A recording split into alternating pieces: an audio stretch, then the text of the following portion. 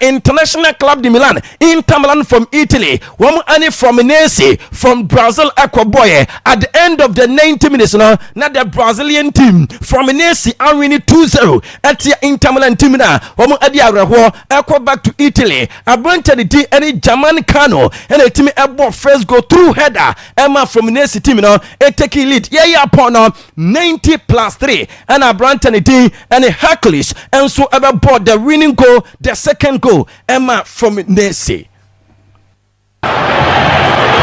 Arias looks to square it, and that could drop to Kelly! Enti enu abobo kefa na Inter Milan aso ayahye pa na Abrantani day and John Arias and etimi agi player of the match and as superior player of the match award dead no award from Messi team no wamo aso ye na sese diate ani se oromu award from Messi wamo aso ya the oldest player in this competition Abrantani day any Fabio 44 years where a goalkeeper na another captain wanu sunimfie ewo animu pa no 40-year-old Thiago Silva, former AC Milan, Chelsea, and Paris Saint-Germain defender. No, and these two personalities, Emma from AC team, no, employ equipu clean sheet against one of the best team in Europe, and no, International Club de Milan. Na arawa 7 in 1 month, Inter Milan team, no, and so no, Urama, the NSA Champions League, Womulusu final game to PSG, and a FIFA Club World Cup, no, from AC, Ayomu Afrimo, and this season, Inter team, no, Ako trophyless, no more Quenya, say every trophy be a more compete, no, when we able to me arena, now so some NSA this season, no, Ako trophyless, na Christian Chivu, a manager, Emma Bobo Kefri Inter Milan, and we'll see we gave our all, we take all the positive from this tournament, not just Omuye don't bet to be bia, said a young combat me at the Nkunim, our annual game, Numefe, a push more, at your our the quarterfinals of the FIFA Club World Cup, now so Adiabako NSA, woman to me and qualifier, do bet me and say, so mad in Kuku, come back to Italy there, now so when some positives to be at the affinity team room and our first in the tournament room, now there, Captain and the day and Lutaro Martinez, Eki can drink actually players Nibino, was it dear air cosu ever interbobo kunomino, what dream one tears here, was for me mentally tired, now lucky energy, while the chopper, ever more bipia, the supporters and the directors are, Womu Ejinamu Emma, Inter Milan Bobo Kono, Womu ba venu wonu enwa ebe hwe no se do betimi aka atro no se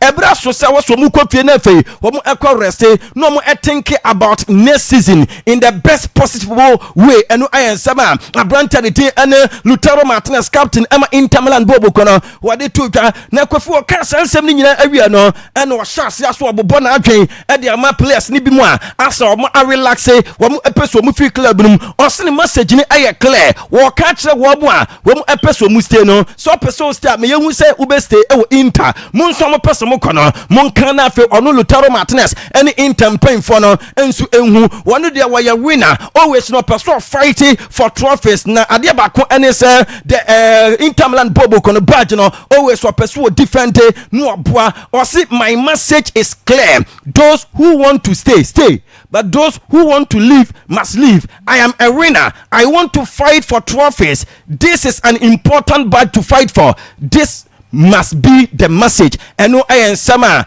Abrantani team and Lutaro Martinez wadi tuja enu ana president Massimo Moratti onu so ejina mum ema anase weye guchepe bepe Marota wanu ana president ema Inter Milan Bobo kono enu wase ade obetimi aka anese womu anya important experience as say no sa important experience no aba an end say waso mu ewramu no mo kwa recharge wo batteries no mo get it back to the best as possible. Na osi wonu Mr. Morata no asem obetimi aka ene se Lutaro Martinez nsam na o kano no refer to Hakan Kalhanoglu wasi enei wamu ene Hakan Kalhanoglu e kwa kodi nkomo one-on-one situation na se ekoba ne se abrantene epeso okwa wombeja ne kwan anya de so mbe stop no entu Lutaro Martinez nsam na oka no wa support no yie pa wo wi no de to say transfer window no abie ne enti wo position clear at this moment hakan ka no gro enka bibia enkyere wo mo nemom sa wo ye player ema Inter Milan bobo kono na so peso ofi club no ma wo mo en stop wo mo ebema wo akọ Kofi dia meti ene say abrante fna kan ka no gro the Turkish boy no Galatasaray Turkish champions any boy no 18 komo esie and wo ma ready some be for abrante ne desama dia meti ene say uramu awa Galatasaray wo mo asoya wo mo so mo man 3 years contract until June 2028 afibia no wobenya 10 million euros e de agunu botom marenya de so mo de official bid bia awramu e pobo kafin Inter enanopai yadini nyina emamu e Akwaaba 98.1 so yeguso ya de nsam na ema tie for Kofi ahomachi ena mu team no Manchester City ahomachi wamu katwetwa de kan hema de ne ye ema Manchester City team no and ye starting game no on the 9th minute na Bernardo Silva papa no de atumu afi Marcus Leonardo onu ejinamu ema Al Hilal ye started second half na 46 minutes and wateka ansina Malcon onu aye former player ema Barcelona akwaye adwuma ema Zenit St Petersburg no on the 52nd minute wa board the second goal Allen Portaland ebe ball go Emma City on the 55th minute Emma game no ekokoye 2-2 and Kalidou Koulibaly the Senegalese captain no ebe ball go 90+4 in the extra time because after the 90 minutes no ekoye 2-2 into extra time 90+4 and Kalidou Koulibaly ebe third goal Emma Al Hilal and Sina Phil Foden 104th minute no wo beteka ama game no akwakoya 3-3 aya ye akwakobo penalties nanso Marcus Leonardo ebe on second goal and the fourth goal Emma Al Hilal bobo kono on 112 minutes. What a pass that is. Malcolm has to be onside. He was inside his own half. Malcolm for Al Hilal. Utterly. Bernardo Silva sends it in. Haaland with the flick. And again! Erling Haaland 2-2. Ruben Neves sends it in. Edison Donovan coming! And it's Koulibaly! Cherki looking for Foden. That's a brilliant delivery. What a finish! Milinkovic-Savic! What a save! It's in! There's no offside flag! Enti enwa Kofi Tago team Manchester City ahumachimpo omulusu 4-3 as say Al Hilal team no advance the quarterfinals of the FIFA Club World Cup na Kofi the atene se Phil Foden go our share no abua ama say since we started so we say kan Emma City no we go number 100 e won football career mu a enwa utimu se na Brantne kwakobo sa game we no are ready to score nemum no nim so ebedi nkukuo Abrantne ti ani Marcus Leonardo onu ayi adwuma ama Al Hilal enwa wo bo 2 goals no no energy superior player of the match award man of the match award say Al Hilal team no enso qualify the quarter finals. This is the first time a Saudi Arabian club will be enso atimi awramu quarter finals of the FIFA Club World Cup. This is the first time an Asian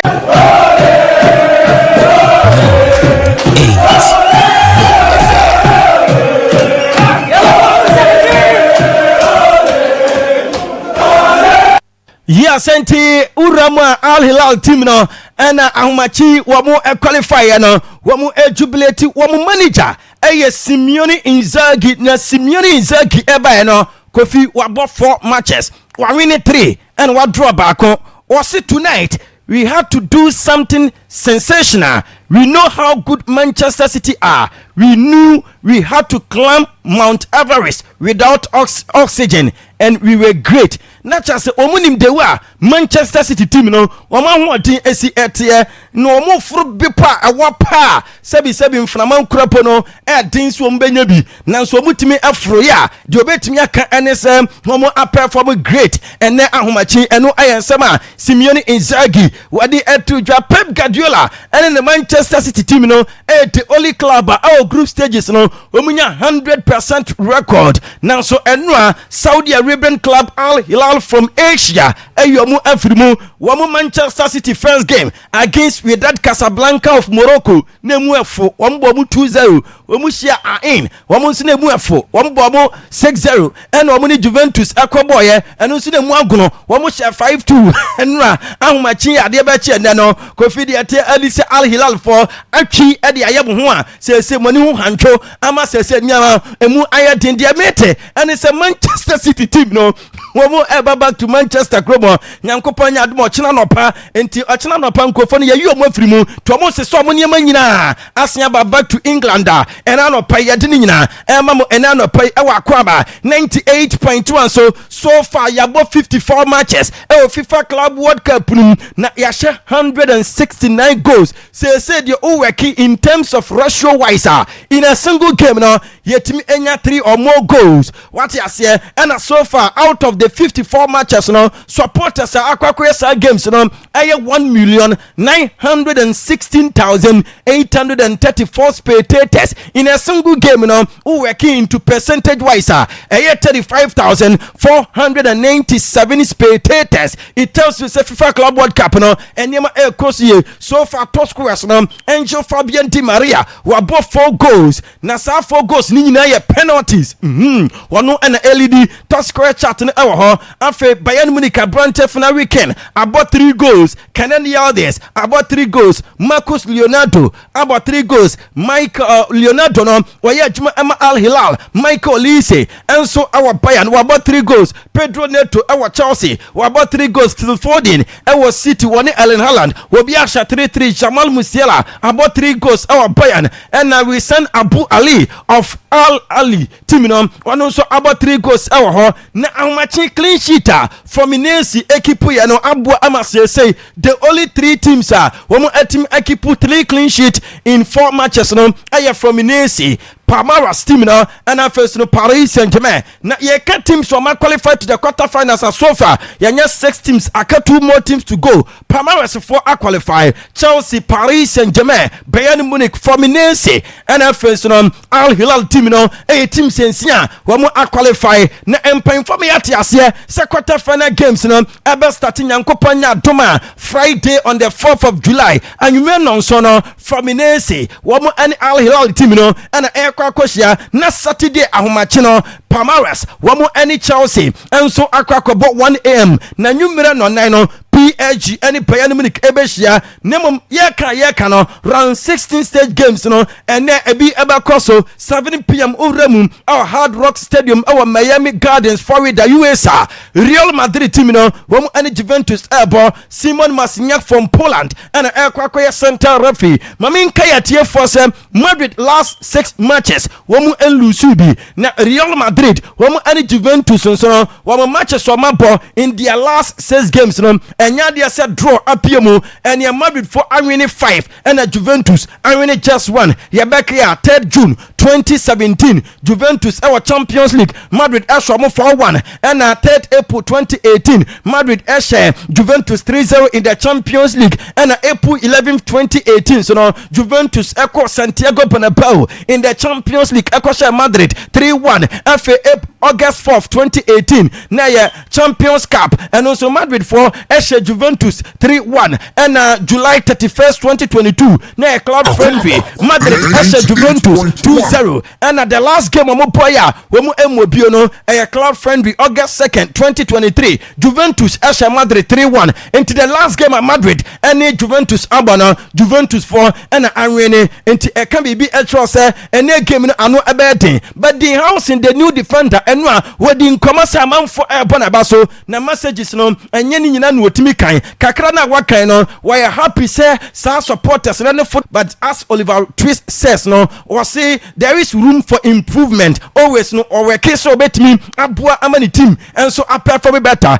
Daniel Carvajal and so I confirm say we no captain a wogire mu Emma Madrid bobo kono we peki anterior cruciate ligament injury we court na nchen be 9 months say there we fully fit that ene game no say coach Xabi Alonso epa wo be yusu na no ana central for ebisa ne say na Xabi Alonso yusu a ya hu se na so wo 3-back system bi na wo 3-back system no betimi awura na and was woni problem Xabi Alonso eka say even one quarter goal pa wo be goalkeeper e dia ma Real Madrid bobo kono aniji sam and say Kylian Mbappe aba back in action na yawia dum say enana dwi wo betimi ese akan eno na Xabi Alonso manager ogina mu ama Real Madrid bobo kono say Abraham ni Kylian Mbappe is a leader was see Abraham no e leadership qualities in Tibawa no e be boa the team no was confirm say ampa Carvajal and Ida Militao wo mu aba back ene wo mu ebe was squad ni namum anya dia so mbe start a 3-5-2 formation and yawia dum say Xabi Alonso ebe bo as usual number 1 goalkeeper Thibaut Courtois ebe keep goal post no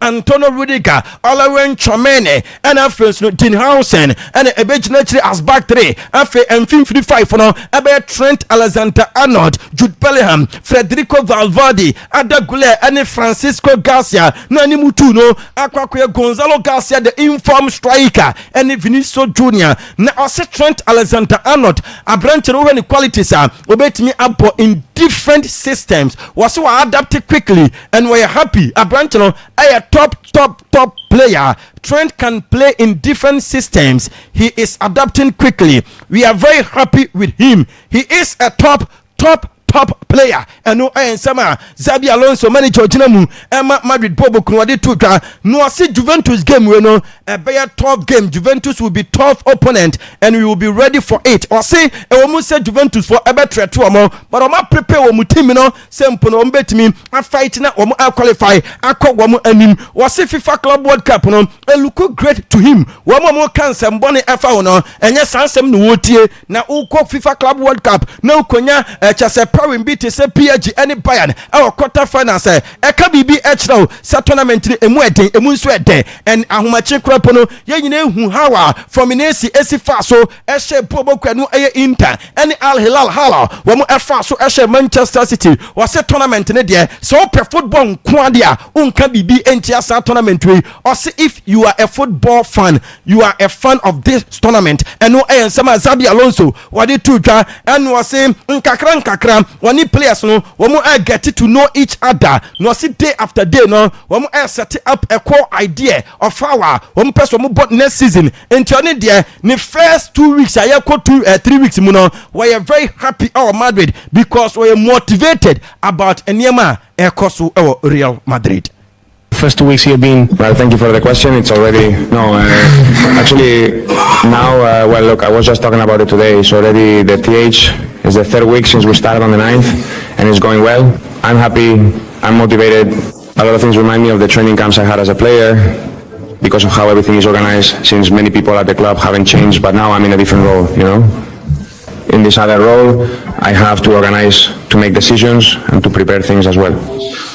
I know I am sama Xabi Alonso wadi etotwa na Kofi wasempa wabai no say we manager emre bi atwam na we player say we manager and the most important thing for him and say ono ebe manage players no na fe distance between players on the pitch no wono so etimi manage wo na de ba ko wo hwe and say on be defend together na fe no ma attack together obi ti say Vinicius Junior Kylian Mbappe Rodrigo mu any other players ni nyina no so mo attacking players there but I was say womo ebe can defenders no ho no mo defend together at the same time so the defenders no ebe boa amomo attack together. I think I've said this before, haven't I? Our idea is to really make the most of the game and the collective concept for the team to function as a true team, obviously for all of us to work together as a team, for all 11 of us to be fully committed in every phase in whatever we want to do, whether it's with or without the ball, and then individual quality it will definitely benefit from that, right? And when it comes to that individual quality, Vinicius, Mbappe, Rodrigo, Brahim, Bellingham, the attackers have to make that difference. They are the game changers who in the final third have to do something different, things that are harder for me to teach now, like how to dribble and so on. Mbappe, for example, it will be tough for me to teach him that, but how we get there, how we can have that balance to reach those areas and repeat it and be consistent in that, that's where we as coaches can really put more emphasis, and that's what we're looking for, to have that collective strength so that afterwards the individuals, the players can play better.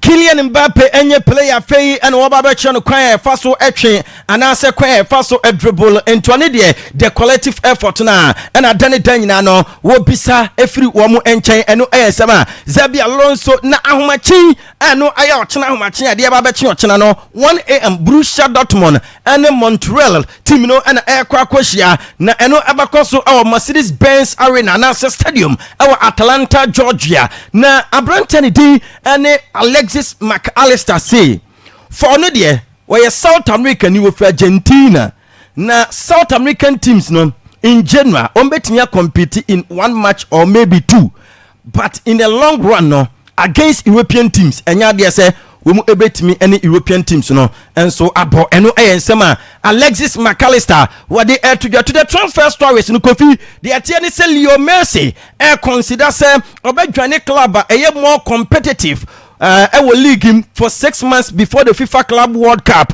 And to the meeting, and so will consider said that be an ambassador for Emmanuel Kwanya, Wabet Jenny Omo, not for 6 months, Amu, but in Miami for now, Omonsun Commodie, and say Messi, the future project for them. Messi, our contract until the end of 2025. And to Abu Yadimu say both parties in the Ebesha, now for my renew a brand new contract. Mark Bernal, Yadimu say a brand and so ever receive medical green light before say Asian tourna Basa for Ebekono womu Ebeko Mako na Basa for Ekwa womu Eddie Nico Williams Eko ni nyina ene se ni release clause no within this week and area mu se Basa for Ebeko activate na fe womatua na dia mate ene se Basa for sign a branch na womu etua release clause no throughout this week womu ntua njabi wom na the most important thing any how womu besia faso a register branch na ewa La Liga dia mate ene se Basa for no e was mutimi enya an income of 8 million euros to return to the financial fair play and no 1:1 rule no into the amete NSM sa 8 million euros no Real Betis for Abba Sevilla for Abba say womu epe abrante for the Paul Victor the amete NSM Betis Boboko no and they the closest to get abrante and the and Paul Victor aside that womu Basa for ne say Araujo ni release clause no activate from ene ekosi 15th July 60 million euros club will be at the Sasikan eba womu ebe so mu ama abrante akọ now nim say abrante for Nico Williams there wo hunu say why Barca player because ne nyema wo ye nyina towards Barca what the Barcelona players no na enam nano de tie ensa abrante na nigia no wo mu no na no edin say de eba adi say oramu Mabella woni Lamine Yamal the Barcelona player no na chese wo mu edu holidays hodnom na Lamine Yamal akwa postu Ronaldinho wo she jersey number 10 Instagram ahomachi na Kofi Dientia wakwa postu Barcelona for jersey number 10 egu akire ye Ronaldinho no ene se ene ye ready mu se Barca for be announcement se number 10 no se de Lamine Yamal ena eba be hye ni nyina ene se ene ansu 40 deal no ebe official from Barcelona to AS Monaco Akwaaba ne sadia number 10 no wo mu ede ema brand for Lamine Yamal João Pedro enso complete the medicals wo Chelsea aswe USA na kofidie aba ene se abrante no Chelsea for 8 years ka utimu se wasuru yie pa menka enada wo mu 55 million pounds plus 5 million pounds no add-ons 7 years contract and abrante no signing na de eba ene se urama abrante ne din ene German Gettins enso no wa complete the medicals Chelsea aswe Chelsea 55 million pounds aside abrante for the German Gettins and João Pedro no Chelsea so na we are interested in signing the Ghanaian boy Oyajuma Emma West Ham United Mohamed Kudus. Clubs are interested in Kudus, including Newcastle United and Chelsea. Now, Chelsea have already signed Liam Delap this summer. They've agreed deals for Jamie Gittins and João Pedro, but there may still be more arrivals at Chelsea, although I think players will have to leave as well. Now, earlier this month, Chelsea were offered the chance to sign Kudus. They were interested. They have been monitoring him for a long time. But I think what they wanted to do was a deal which would see players also moving from Chelsea No, I did a free Chelsea. Wamu answer a banner. Best stars for so a we a brand Tiffany Tammy Abraham. Mark Gay says Liverpool for any a brand in common and common. Wamu I intensify and yama because enra and a Jarrell Kwanza Eco PMO our Liverpool na ye wadi musa and then done ever confirm. He says Liverpool for say wamu targeted 3 strikers. Emu bako dear wamu ebeto Hugo Ekitike, Alexander Isak. And Victor Osimhen, I have 3 strikers. Okay. Liverpool for target 2 or more. Now Osman Diomende, yes, it's Liverpool for Alpha McGahia. Say Crystal Palace for Air Quack for Osman Diomende. No, about Bayern Munich for say Omunya Luis Diaz or Mope, Caro Mitoma, Nico Williams, Gabriel Martinelli, Cody Gakpo, and Rafael Leao. And then number 10, no, our Bayern as well, no, Wamu Eddie Ama, Abrante Aditi, and Jamal Musia. Okay, yeah, see, Bonana Seneca Salmon on Instagram, where you see who sat and Asima Yanque, Nanchilemono, one for an Indian Emma, we are Ocean after Oceano, the Akabe and Como, and a Fisem, now at the Ebasi, we are on Messab, no Mabba Church or Majula. We say good morning. Good morning, Kofi Tago. Biaboko. Kofi Biaboko. Somewhere there. Oh, me way. They say we are in a new month. Football, near my son. We are in the month of July. Mewa. Say na 1st July. Yeah, and that's the empire. Kofi, me so me empire mighty for. Say July ya Ramono Kofi. Emfa anije loads of happiness. Yeah. Emfa mra obi oti anopa bia. Amen. Na brabom na afi enye nkoso emfa obia. I pray for more wins to everybody. But above all, ye bibi. Kofi. Ewiase. Say wanye bibi a. Bibi nsi. Oh yes. So above all, ubetima bompa ye bibi a, but do something. Wake up. Good. At least ye bibi. Motivation ye enough. Mpaye enye enough. Kofi boshe enye enough. Uye ni papa uye ni paboni ni bibi enye enough. Above all, ye bibi. Do something. Kofi. Empire and say July ye dear. The more wins and loads of happiness. Ebebo bia otie bia brabum. And then also wa hembro no so heye. On fa Akwaaba radio ni agro. Make us say otie and then na woda so. Kofi yemfa dwumadi so ene afidi kese so na yense Nyankopon say onhira no na onkoso anya na koma so ade ene o ma na hoodene ene sika ne bibia se be ya da ne da nyina no Kofi obetimi atie ye. Happy birthday to you. Happy birthday to you. Happy birthday dear.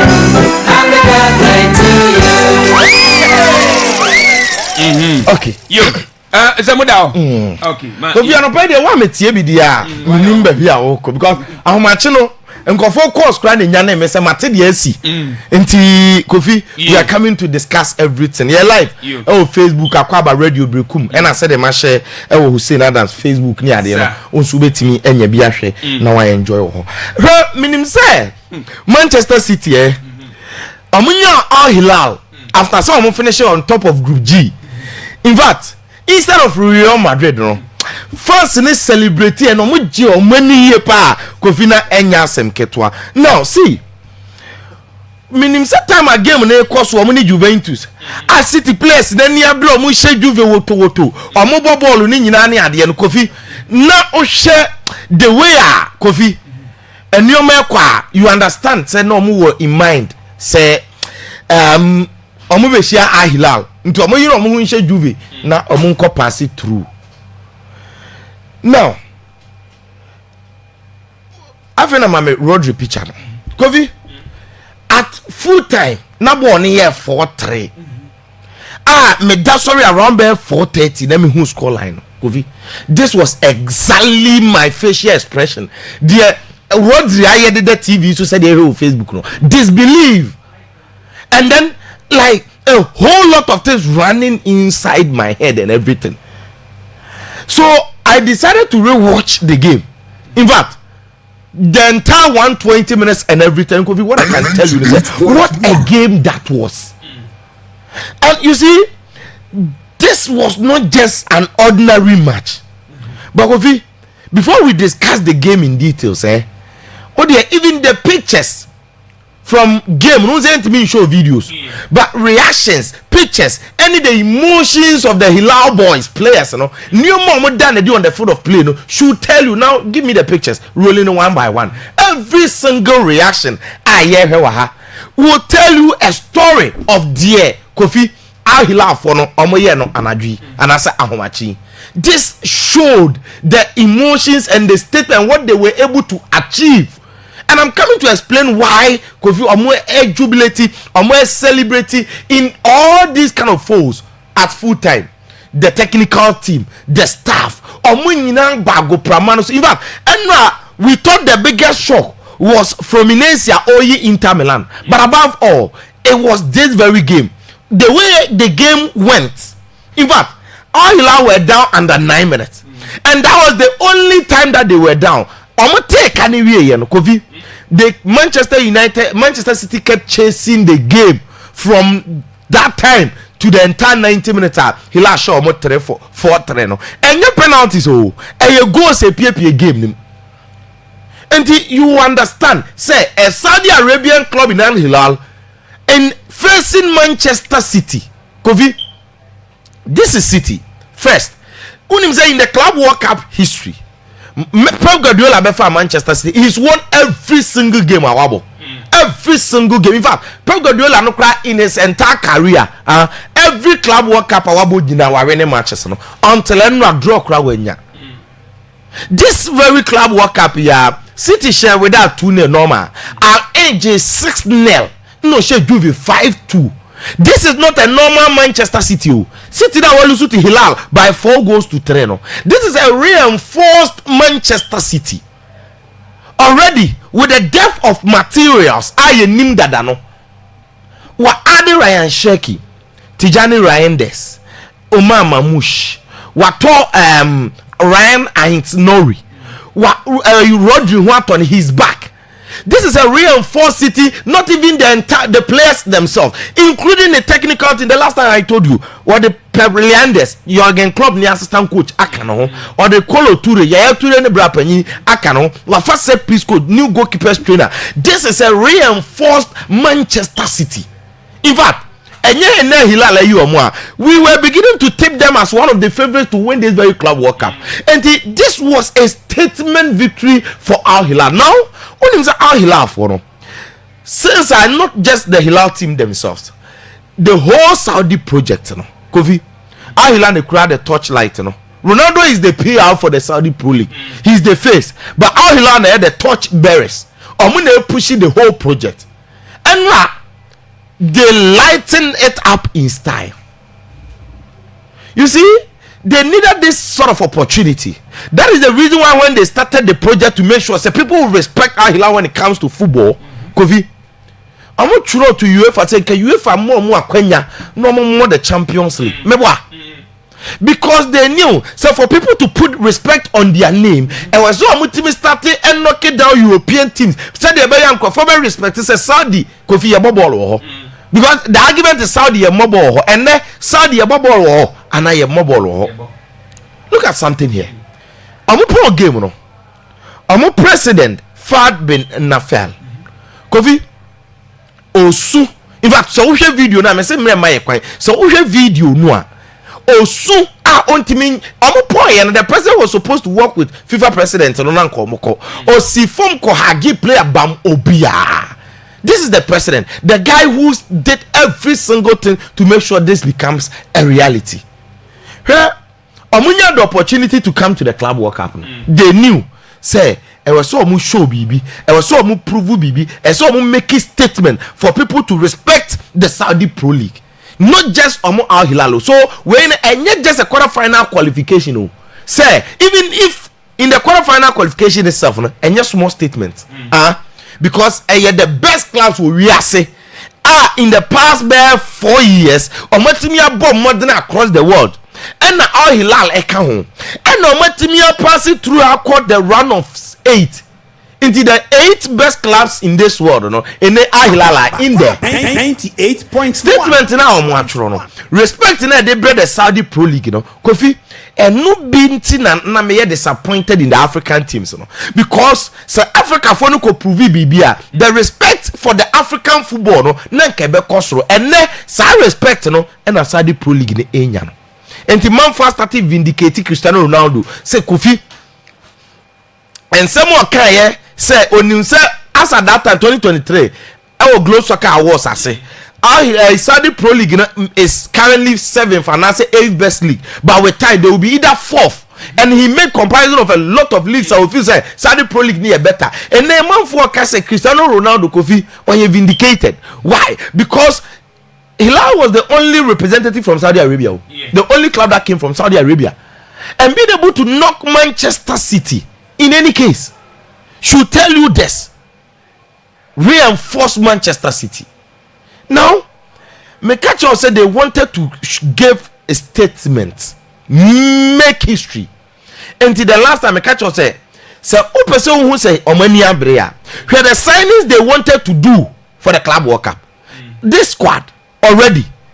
The last time I catch on say Ebetimia compete in the Premier League. Yeah. Okay, good. They wanted to even add before then. And not replace that starting. Yasin Bono.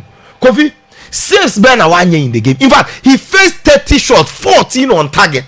Point blank says Kofi. So Usha moments. Unse game winner kasano. Big wins comes with big sacrifices and commitment, and then huge effort. And I know no show in this very game. No, 84th minute. Boy, need to say Ali Lajami. Clearance now quiet will goal line. So no. At the time they 2-2. Sabo way Kofi say video no. Now video no. Now video no. One say the reason why I bow yanshe. Goal line no so pay. And we born baby you free back clear ball. City thought they are done again. We tell ma Yasin Bono Sabo na no that for more stretch no. Sabo no Kofi. It will be the save of the year. The whole world. Her close range nanka Savino Shabono save of the year. Any the way of switching the body or 10. You cannot explain this. And this is Yasin Bono. So far in this very competition, by far the best goalkeeper. Not just that. Every single game he's been keeping this kind of form. And when you look at the kind of saves or in fact, the Obati corner near the Aqua the Yanka was it because this kind of incredible saves Rama and normal look normal. But all the 14 shots on target, 10 and I 11 now EPA and I tell you now no one offensive 19 corners. And it was a nighter he allowed for the main statement. Now Yasin Bono goalkeeper. Why I said they can compete in the Premier League. And they even winning against Manchester City quite enough justification. But look, almost started Kalidou Koulibaly. Ruben Neves, Wolverhampton Wanderers. No, you're my captain. Ronald Lodi, Atletico Madrid. Joao Cancelo as a wing back. Now talk about why the coach played 3 back. Mami Fanshim is here. I'm the why Naba as a coach. Simeone Inzaghi. He was one of the best in Europe.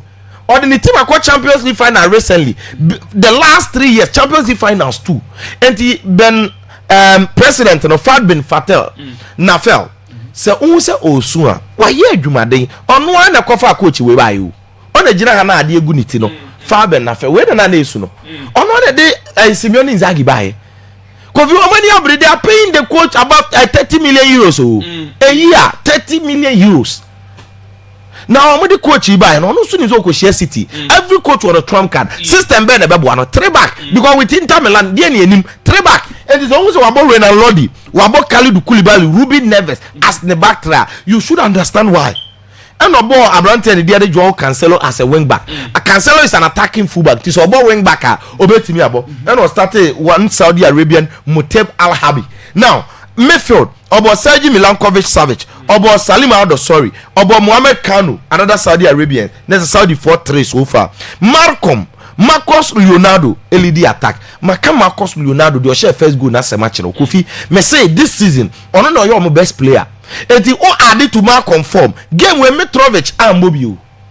Fair no to nchen. So already assist of Cancelo. Second goal now.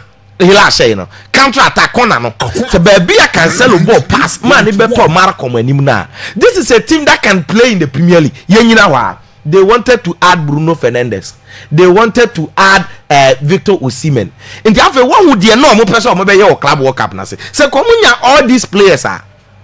You see, omunim say I was so omunya platform be say omunya top teams for Europe omu prove bibi. And no omo ye no. And no omo say my one of the memes kofi ye wura feeder at 4-3 omo fan na o header then nsa so ne kwose ye bu omo kom no. Baby an spectacle never toy. In fact, video never say picture no, but the picture says it all. I employ you, but on him say, born not they've grown the confidence. Confidence as we are playing Saudi Arabian team. Man City Chelsea. You get it? Rodri Bami say he need film. Man City made every single change that they needed to change. On him say at a point changes na Hilal for no cry Saudi Arabia for nko Ali Lajami Ayami Albuleya, Ajawala, Aganani, Omuyina Saudi Arabia for. But they've shown Sampa statement for people to respect, people to appreciate the Saudi Pro League, because so far they've written it and they are not done. Look, Omadu quarter final, mame, a table no baby a kono. Because you had a draw table no. Omako chef from Inensi. Unim says so already a year on Facebook here. From Inensi and Hilal. At this moment, Hilal is the favorite. Player to player, will be the same from Inense. And then when you look at the team and the coach, plus team no, of course, from Inense, Inter. But I tell you, the Hilal defeat to Man City is a big statement. So Hilal, at this point, I'll put my dice on them. So I'm from Inense. Now say Hilal you from Inense, Kofi. They had the courage and the confidence to play against every opponent. Chelsea Palmaras, potentially Chelsea be Palmaras. When him say Hilal did this confidence be share Chelsea. Chelsea in share then extremely convincing. Hey, you be a game. When him say go for bet Hilal echi. So far in this competition, I'm about against Real Madrid draw. I'm about 4 matches. Will be unsure. I'm about Man City. Give me those matches right here. I'm about 4 matches so far. I'm about including Real Madrid, Salzburg, Hilal, Man City. Man, you don't show. And it should tell you the kind of team now on Monday bano. Meaning say Pelga do lebe ya. We lose ska, we lose opportunity. You get it? A chance to at least win a trophy as Akwaaba dead.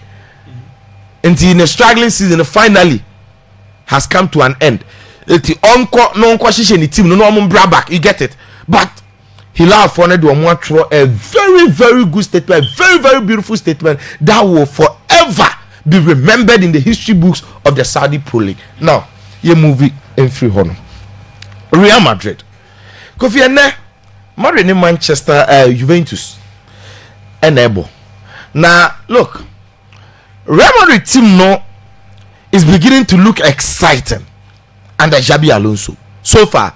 So after our first draw to Al Hilal no, Madrid ever winning against Pachuca and then the last game against Salzburg and another reference point and another near among for the Xabi Alonso ending the project means that say Madrid team improve pa and Yasen Ketwa nti GDN eba as compared to last season. Now they asked Alonso say gradually who say team na bank kakra there are players in your team Kofi Omeya stars Vinicius Mbappe ne ho todo ne ade enti dia na we expect from this kind of players say ombe add to your team. And this is what he said or say or no to him what he needs now is to have a strong and a collective team na say individuals or we no say to know a team to know what to do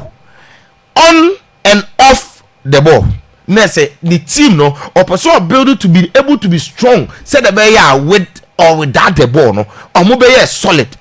Now onye or say once we have that individual quality will flow easily. Or say so she the team ni wie na team the system we adwuma na omo ball no na corner bar individual qualities no e be show easily. Yes, Leverkusen Kovi na a system, but system ne ye adwuma no individual qualities in Foranvet, in Victor Boniface, in Jeremy Frimpong, Alex Gramado, ni nyina show easily my omo ya ade. So to him it's about the team first. Now gradually he's building his team. Yes, there are still players who are out among joining here, but positively for him, and Hendrik Nwatono, he's coming back now. Kylian Mbappe Nwatono, he's coming back. The last time Rudiger nya cramps uzo problem after acquire surgery by and we in film now or can say yes and it is expected say Abrante and Bebo now no against Salzburg. Aside the beautiful game that Madrid played, the results that Madrid got, one of the things that Nkwafa Bian question is after the Raul Asensio red card and then he's missing because now the red now after that coach reverted to three back. So all the tabloids, any other major portals any OBF feel say the way Madrid felt very comfortable with that three back and Madrid equal this very game. So meaning so in the absence of Raul Asensio, of course Rudiger fit, he's going to play together with Dean Huijsen. So Tchouameni will come deep. Why? Because this coach is known say Kofi open more midfielders in his game. In the Tchouameni better defense, no ababua in a back three shape. Now Tchouameni better defense or Frank Garcia as a wing back and Trent and no can say Trent Alexander-Arnold. The profile no near they fit a lot of system. In the versatility, Otibibo attack, Otibibo 8, Otibibo as a wing back. So playing as a wing back and doing the crosses and creating those chances, it will help him positively. In midfield, he will get Ada Gula as an option, Jude Bellingham, Abrante and Fede Valverde. Of course, he's spoken about all these players, including Fede Valverde, and he says that the reason why Manfo said Fede Valverde so be goal post or goals, they say he is the best player in Madrid in terms of player and the chief face pool. Not all turning board, run, and on himself being poor or a very dangerous and he give goals. So he understands the profile of Fede Valverde so well, adding Vinicius Junior together with Gonzalo Garcia Torres. Now Mbappe Nwatono, but said it on Namidi Kaino. Mbappe possibly so Bebobia he will come from the bench. Maybe a 68th and that's a 70th minute column. No Ababe shake game. Adia Bakwe Madrid is unfortunate. Still, it looks like Rodrigo will be coming from the bench. Now, for Rodrigo on a personal level, still creating more chaos and confusion. Say a coach in the by still want to breaking into the setup. No, you get it. In the same and Xabi Alonso. Xabi spoke about him and Ra. Say so best starting and now starting any decision, but obviously we know say he may not start. Now it means that the name Obenya Kylian Mbappe as an option from the bench, Rodrigo as an option from the bench, Hendrik and it's a game no crime yet at a point against Juventus Akofi. Still you expect Madrid for say Ombetimi Ayebibi. Now Juve after 2 games they had an emphatic victories. Almost share Al in any other teams do to. But these are teams without near Allen and so that yes strong. And the game and Kedeba says so many so much still destroy them. But in that game, some important players and he expected them to play. Kaplan Thuram, Kenan Yildiz, Francesco Conceição, Kolomwani for Thuram and Yildiz no free bench by Binuma Mobi Kura. In this very game, yes, Algo Tudor is expected. Say all these players all field to make sure send the best lineup and ODB face because this is Real Madrid and Real Madrid in every competition so do knockout phase. Again, this is the Club World Cup. Madrid previous format most successful side 5. And he is expected. Send the goalkeeper and the other Di Gregorio and a better goal post him. Of course, I go to the so starting a three back and in a three back will be Pierre Kalulu. Nano Kalulu Ongoi.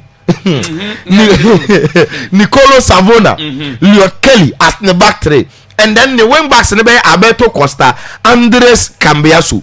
No, about Weston McKennie in midfield. Kaplan Thuram is expected to start, and the Kaplan Thuram Ebeba midfield AB, and then he will be adding possibly Abrante and Idiadi Kenan Yildiz. We expect him to start. We expect Francesco Conceição to also start, and then Randall Kolomwani leading the attack. So when you look at Juve, you expect to see it's a solid team, and I got to the Edibe rank game. But I think with this Xabi Alonso side, gradually they are beginning to find their confidence. Gradually he's introducing a new thing, and I dare back where Madrid they say Tima opeso possessable, but on yina ball so ncheno Kofi omo Ashe goals. Why? Because a quick passing, a direct.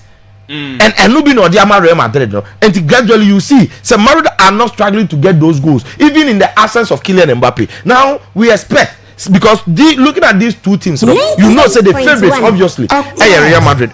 So I expect Madrid to go through in this very competition. Now Kakrebi or transfer market.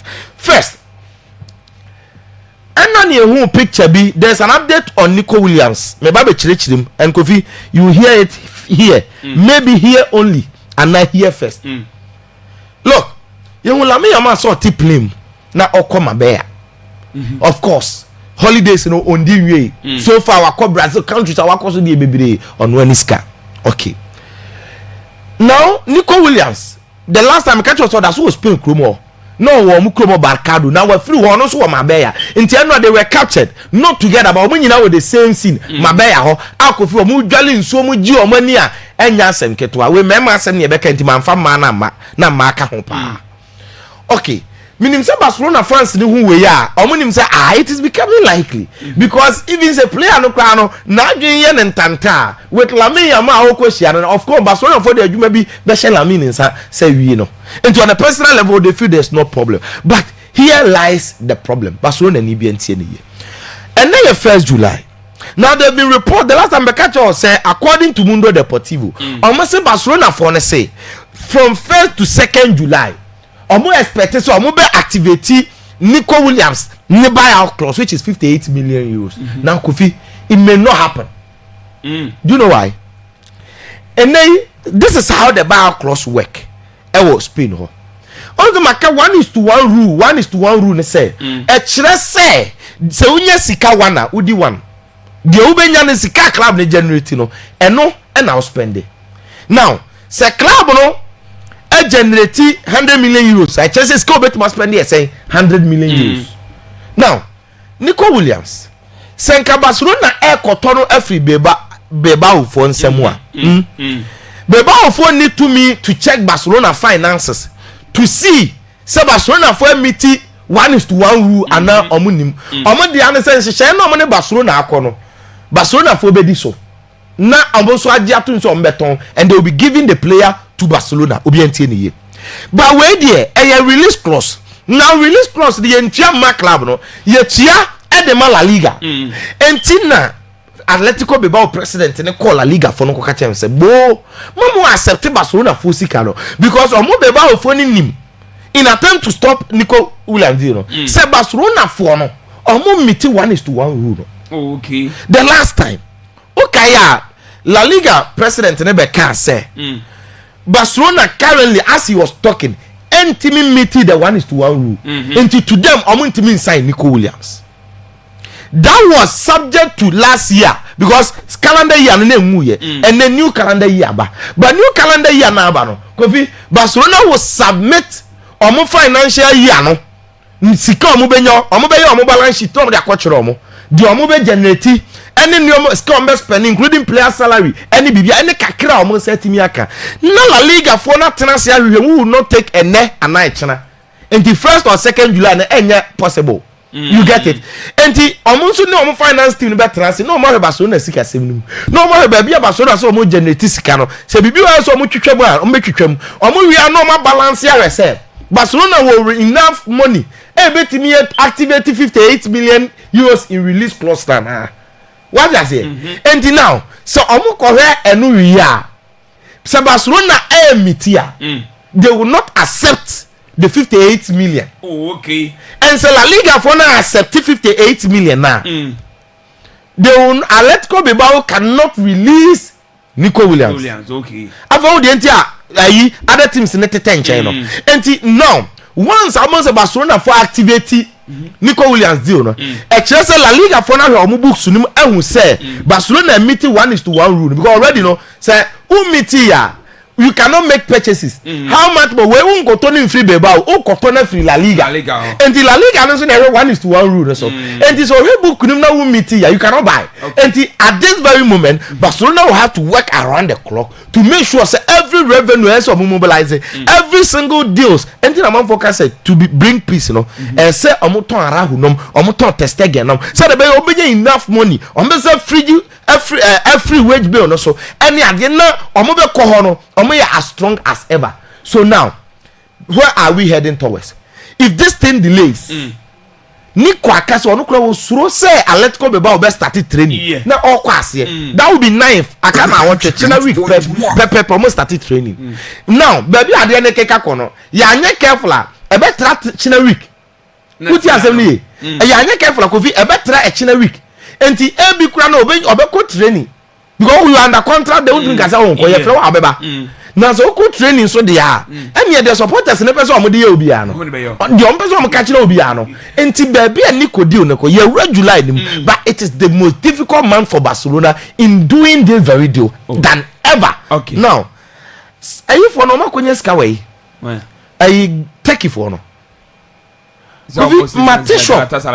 yes omo ne Fenerbahce because say ayi omo the private jet say apply ana apply omo the private jet call ayi Colombia ekofa John Duran now John Duran dey me hu so obekọ because Ronaldo team no untimi mba chance ba na wa wo bo she Ronaldo ahye na wa she 3 nipa ne per 1000 goals team owner obekọ any a fan fact but look omo kofa John Duran aba Fenerbahce abeka Mourinho team no enye ne hu na mi o Kofi obekai Osimhen die ntia wanko Saudi Pro League nim because sikabi omo de ba he bia o reject here again only chile one so Galatasaray phone kept on improving omo bid in the attempt to make him stay Amomadu level so omo Galatasaray bet 21 million euros a season at the Amo Osimhen Galatasaray 21 million euros a season to Osimhen me who be that again because Real Madrid ni ade kra no how much and we Mbappe any Vini any Jude Bellingham and then any normal again and then young quartier omo asaba party ho and omo who say party free nti omo nya party be show omo midfield na Kofi abebo omo so they need party nti Galatasaray for no the latest club to Akwaaba Thomas Partey you nti minim baby a say Saudi Pro League sika aba because first no omo for players as omo ball na say wie as o players say Umud Bulu to most time Droba mo time but say ne there skaba yara say no aye Hussein Adam say na otene kasamra ni nsem wode si ocean eba na otimi adine dia eman no na enshada sportswear wasemi nkantel say promo no eguso a aye say ekoso emanti esimi ye wi anasa enti say no so say o club support say national team support ni Jesse no oba obenye bi ato okwa 120 Ghana cedis a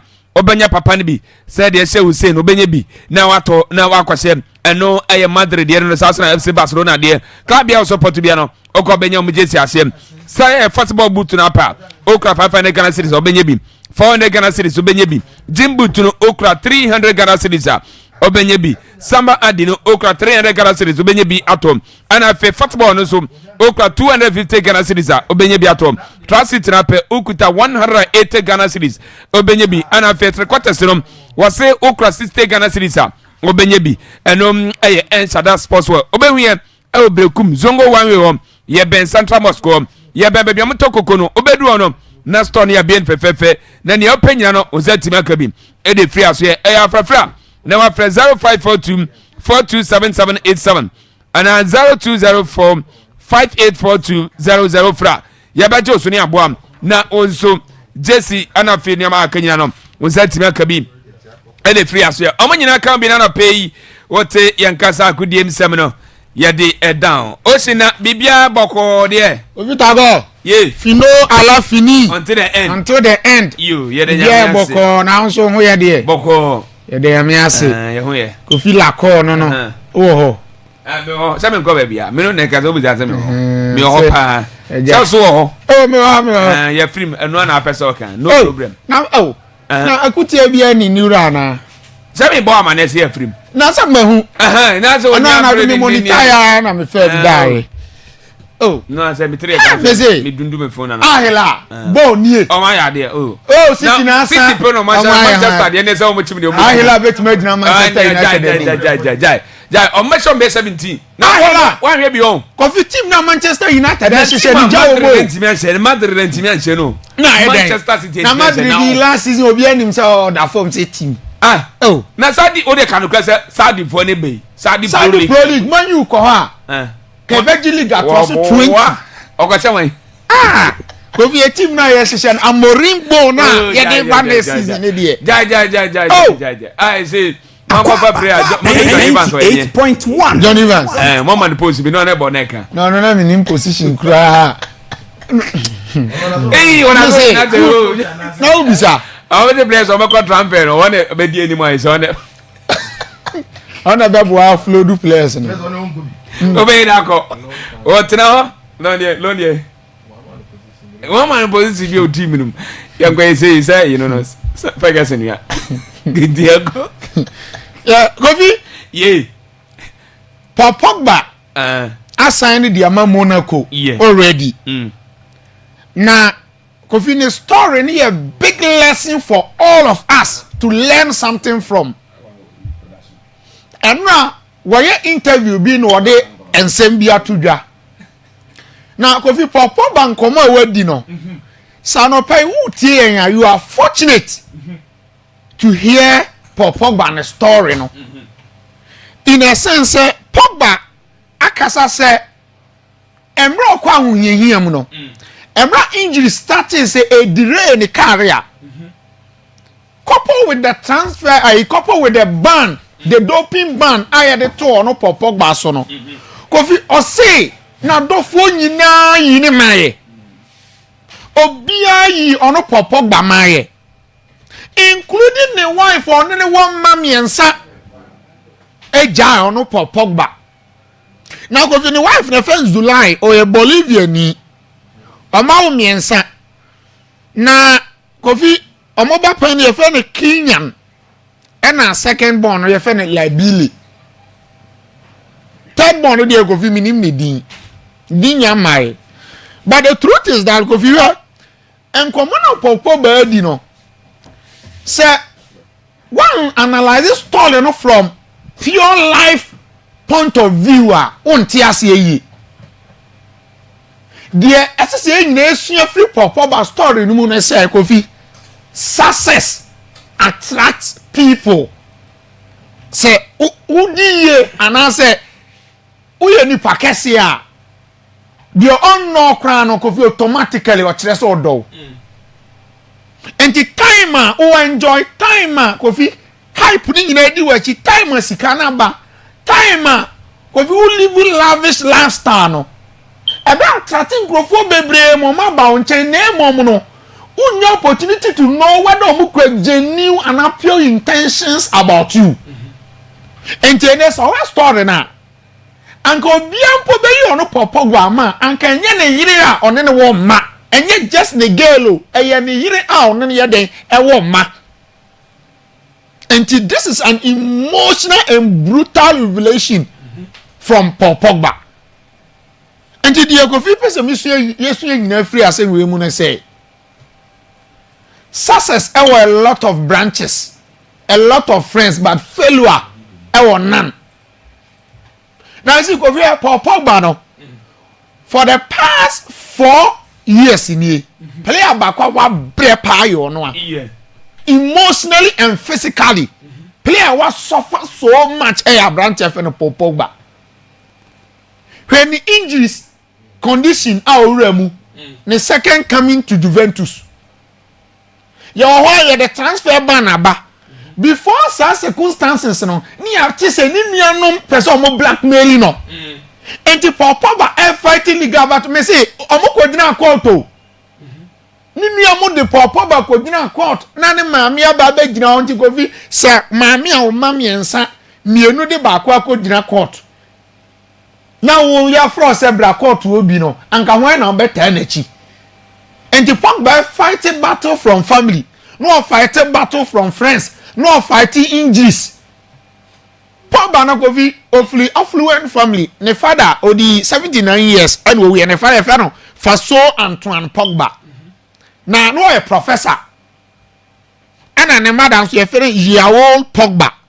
Na Pogba no odi ntafo mienu odi ntafo achi ai Florentine Pogba and Matthias Pogba omo ye ntafo. Ana no Pogba na de edi omo achi.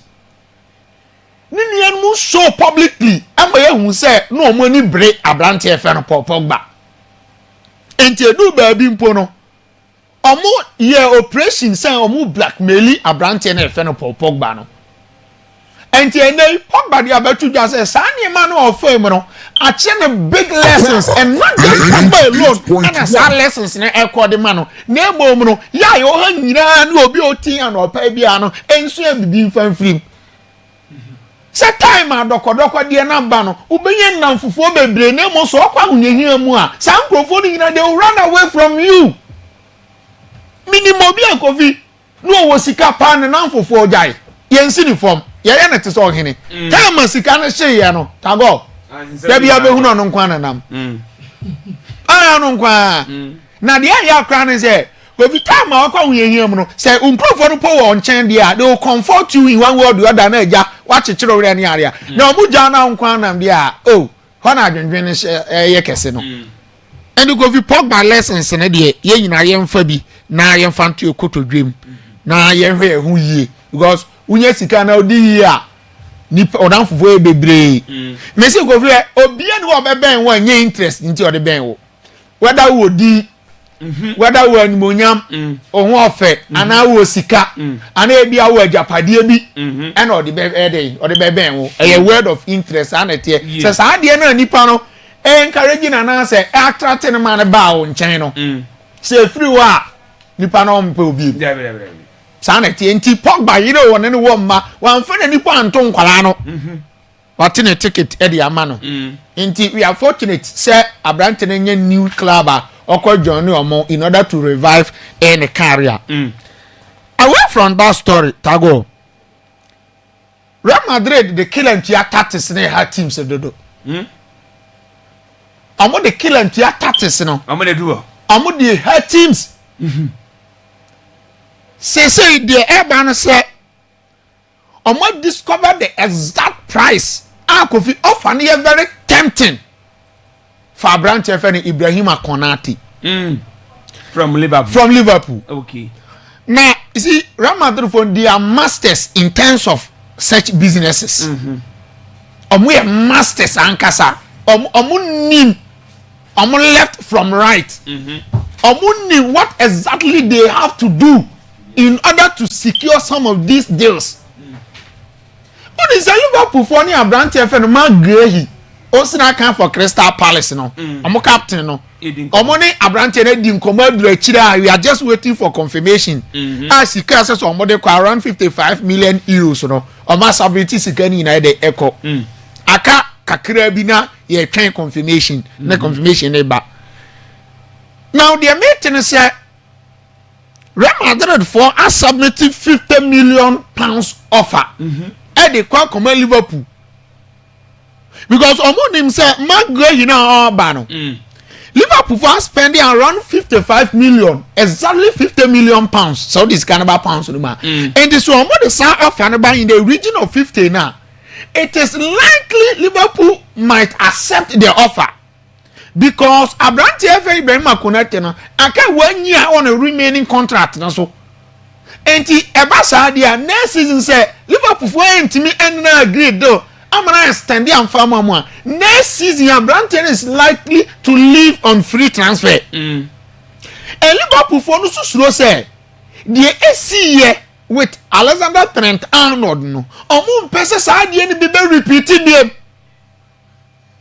Enti Kofi enre ya.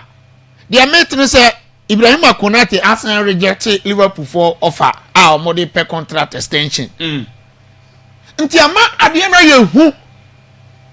Now you see, Real Madrid for honestly, sika ombenya na club World Cup na ase no. Omo di bi be so omo di ombenya enru and I said the ombenya na ebro so a sa amount no and omo de be finance Ibrahim Konate ne transfer no because omo steady boy we monitor na check omo hu ne say Kofi or a great talent our reaching full maturity level at the age of 26 our Liverpool for a couple of seasons one mature so well so they see himself but now for me a great partnership with Dean Hansen Real Madrid central defense well they know very well say Rudiger in fear any na afa bi in fear anywhere anymore and then military dey na say hospital no order nti onye obi obeti ndi na nia da atono so abranti afa Raul Asensio no still they are not too much convinced edu baby and silly mistakes bi oye no nti no as still ano mu hu ni omodi bienu na ehwe ni din ni ade a nti omo hu ni say Ibrahim Konate ni dey perfect fit be share Real Madrid the tiwa amato 26 years if you about 5 seasons credit the man wa good you are good to go nti ano any ade a apiem Liverpool ne Real Madrid enkomonum and is say there ehu and see Real Madrid for no say na medi kan no oma perfect in such situations in terms of Bosman ruling no man ka tro say mrebe na atwam na Juventus na didi Bosman ruling na ho and then about Real Madrid signing Mbappe free signing Rudiger free signing Arnold free and the end be on the enfanyamo. You get a point. And today, Omari who say Liverpool engineer here as we speak because player not necessarily our upper hand in negotiations because of Mraka on the contract. And there's an idea, okay, you have to take it or leave it off Ambra. Say Abrantiana, I am not on sign. I know there was Abrantiana for the president in commercial on sign. And he said Liverpool for accept 50 million a year. Then more trauma season now year be share and there. Then our opportunity to speak to other clubs. I name say Real Madrid for lead the race to sign Abrante for Ibrahim Konate. Inti abasa anhwe obeko free. Inti say baby Liverpool gina on there na mieni nokure nie. Omo gina yi kra. Omo engina yi. Now Xabi Alonso is proving a point. Now too early for me to heap praises on Xabi Alonso. But Kofi, he is getting certain things right. Amami mitiye. Mwenye GDA so much. Ni muso beti ma ye adwuma for Real Madrid. Why am I saying the struggle? Xabi Alonso din sama today in a crucial game omoni Juventus entem enenumre. Na Alonso in some of the two dana say believe in collective display and a collective effort than individual quality. The Alonso person can say football are the most important thing a unity and a collective play. And young can quite the crown or a lot of examples to learn from Paris Saint-Germain project no. Well, the maybe na tomo appear for years old. Yento superstars. And then the any man say ento already established players, ento big names. Omo intimi anjeswe. Name almost sa team direction, almost sa project.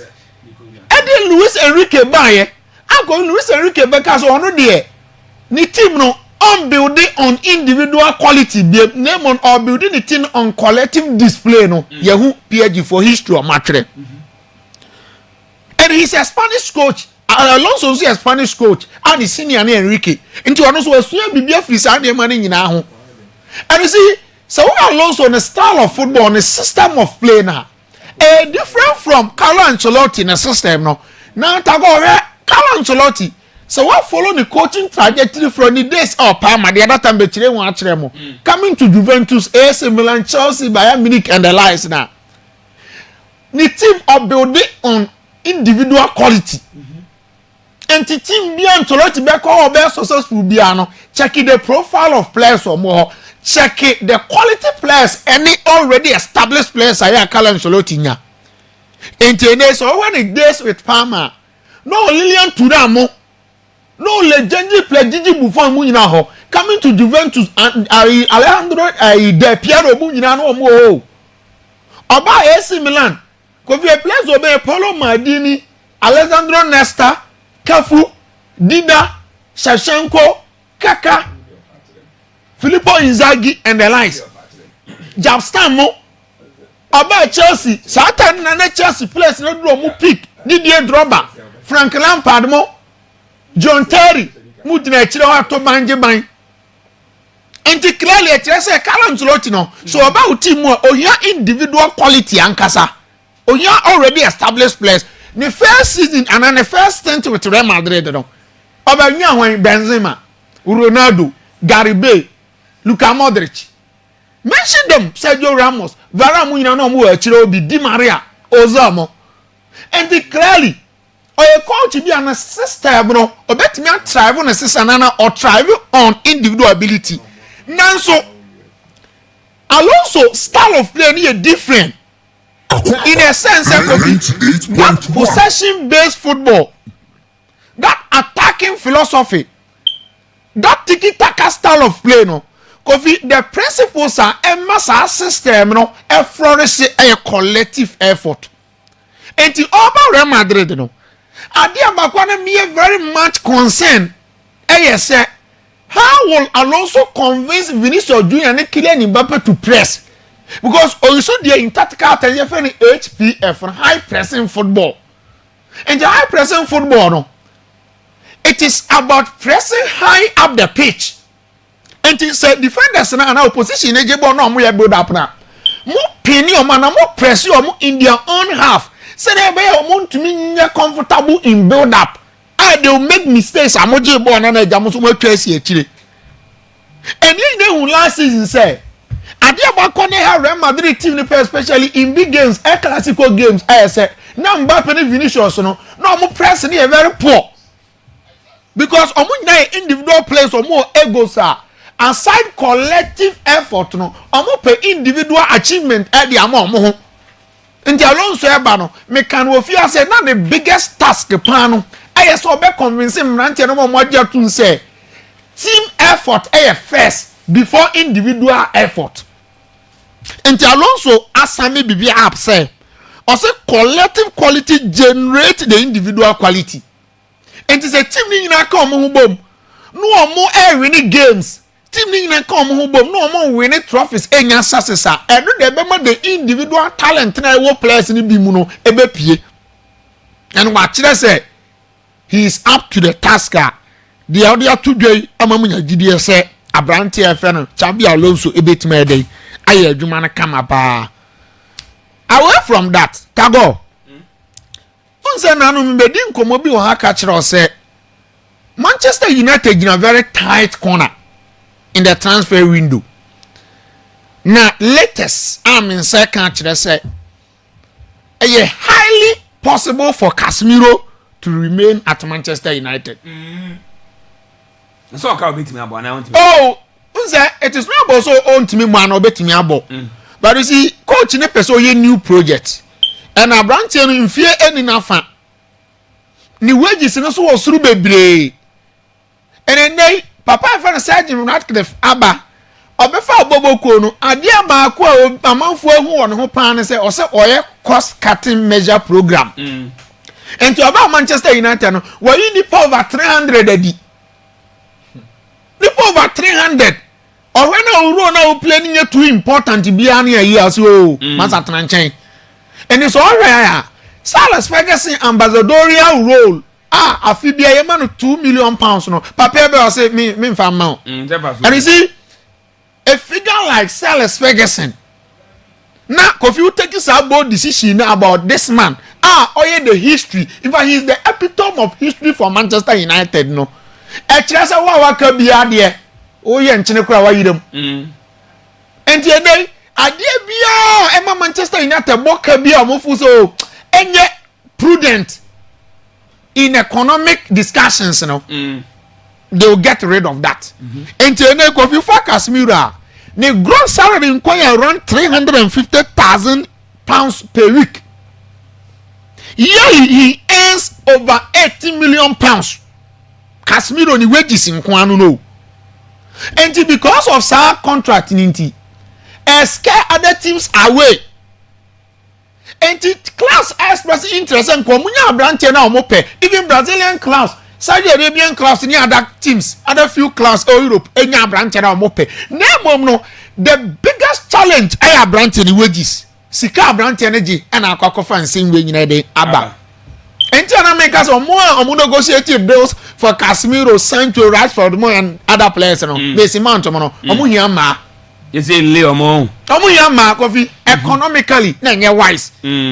Economically no omo amwa Manchester United boboko ni say aka 1 year on a contract no so na Kofi so otna this season next season oboko free di na chese Casemiro no band there Man United for anshire nyamfa so bi free so a player over almost 30 United turn around 70 and look at the amount of money United pay. Yes and Kofi Casemiro the age no na economically no na nya wise for United to pay that amount.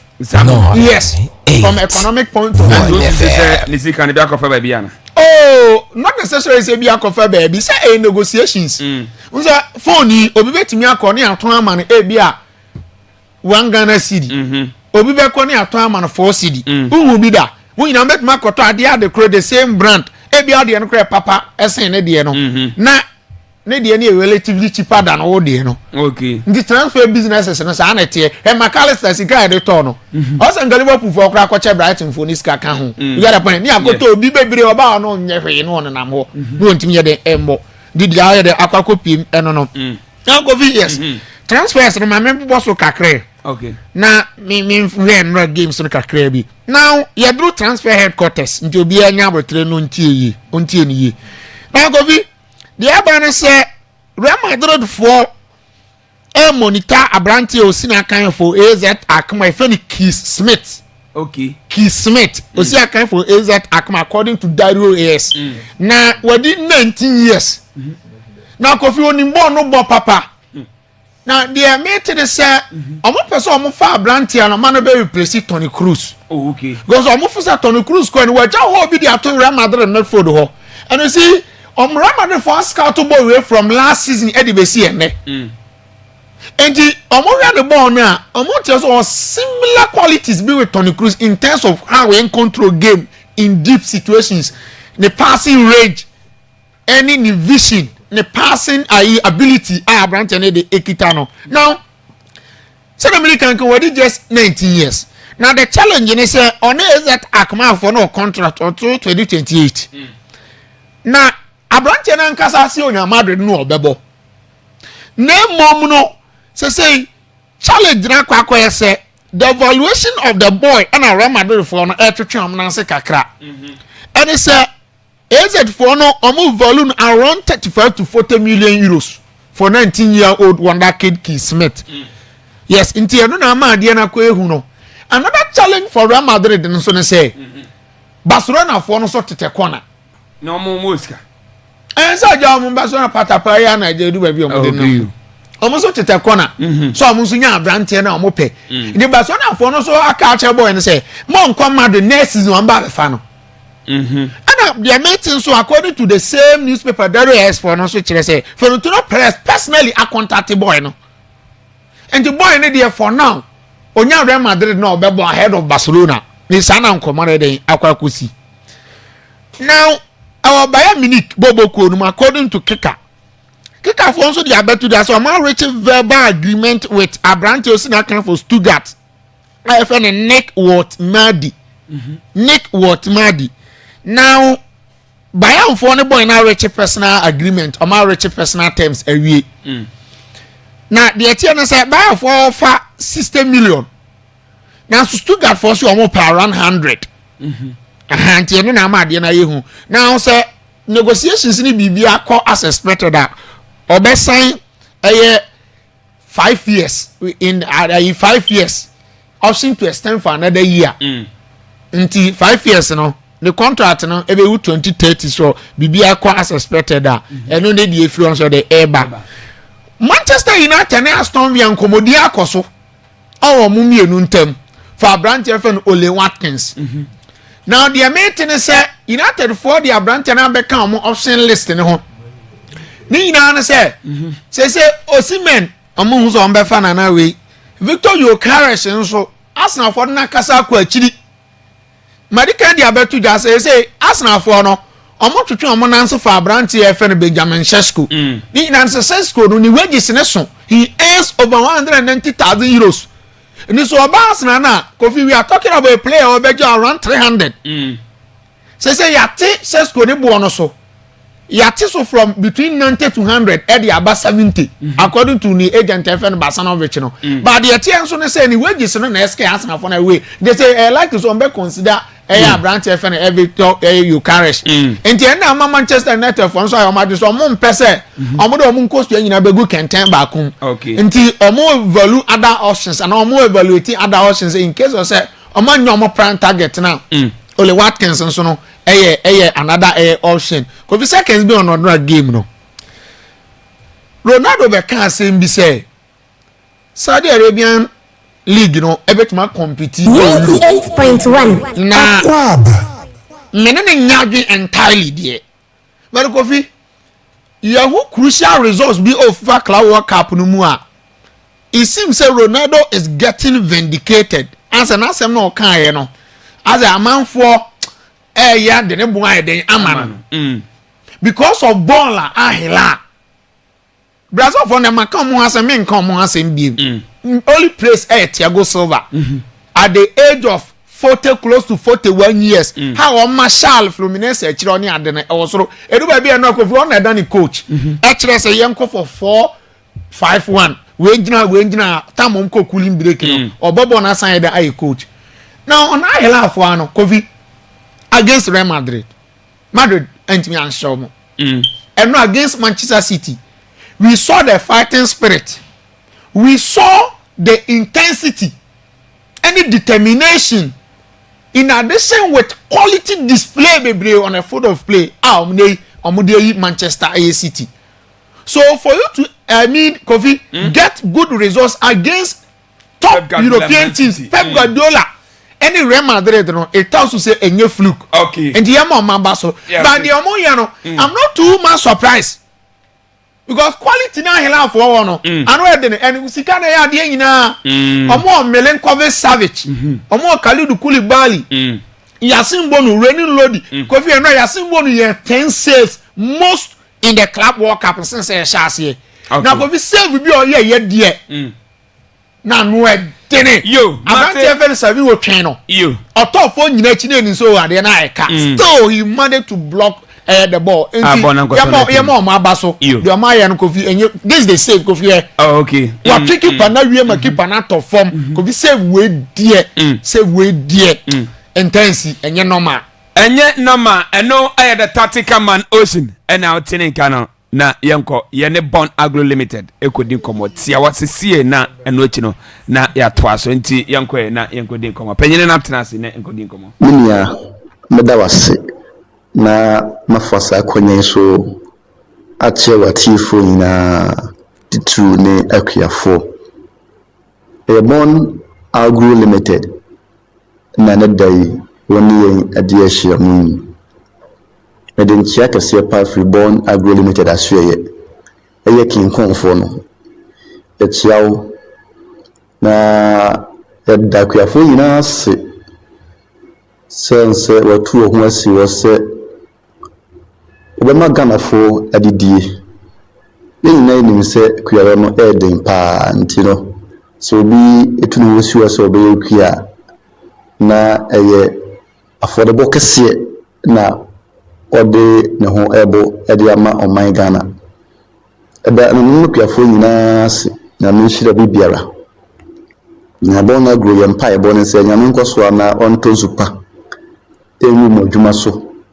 na entumi so doso na motumi aton anya sika agumu botom anya bi ahwe mo ho no mabusua na se mo ne gia naska adamu nsamu ana metumi ayekua mdodum na yenso yetumi anya na dudum adi sede mo eyema yendada na yani sopa na nedai nkomo kakra na menno edi efa enu tatahwim no bia yede shiwura na yetuase se ne emu Born Agro se yede eba enupa udwadia yentoto nase na se yakasa yadri sei na wum na dwuma sei na edi a akyinye biara ne ho sansa woto na yusu no sɛdeɛ akyerɛ wo sɛ yusu no nko ade a wobɛnya botae nti a woto aduro no na wobɛnya so mfasoɔ na wonto sika mu da biara da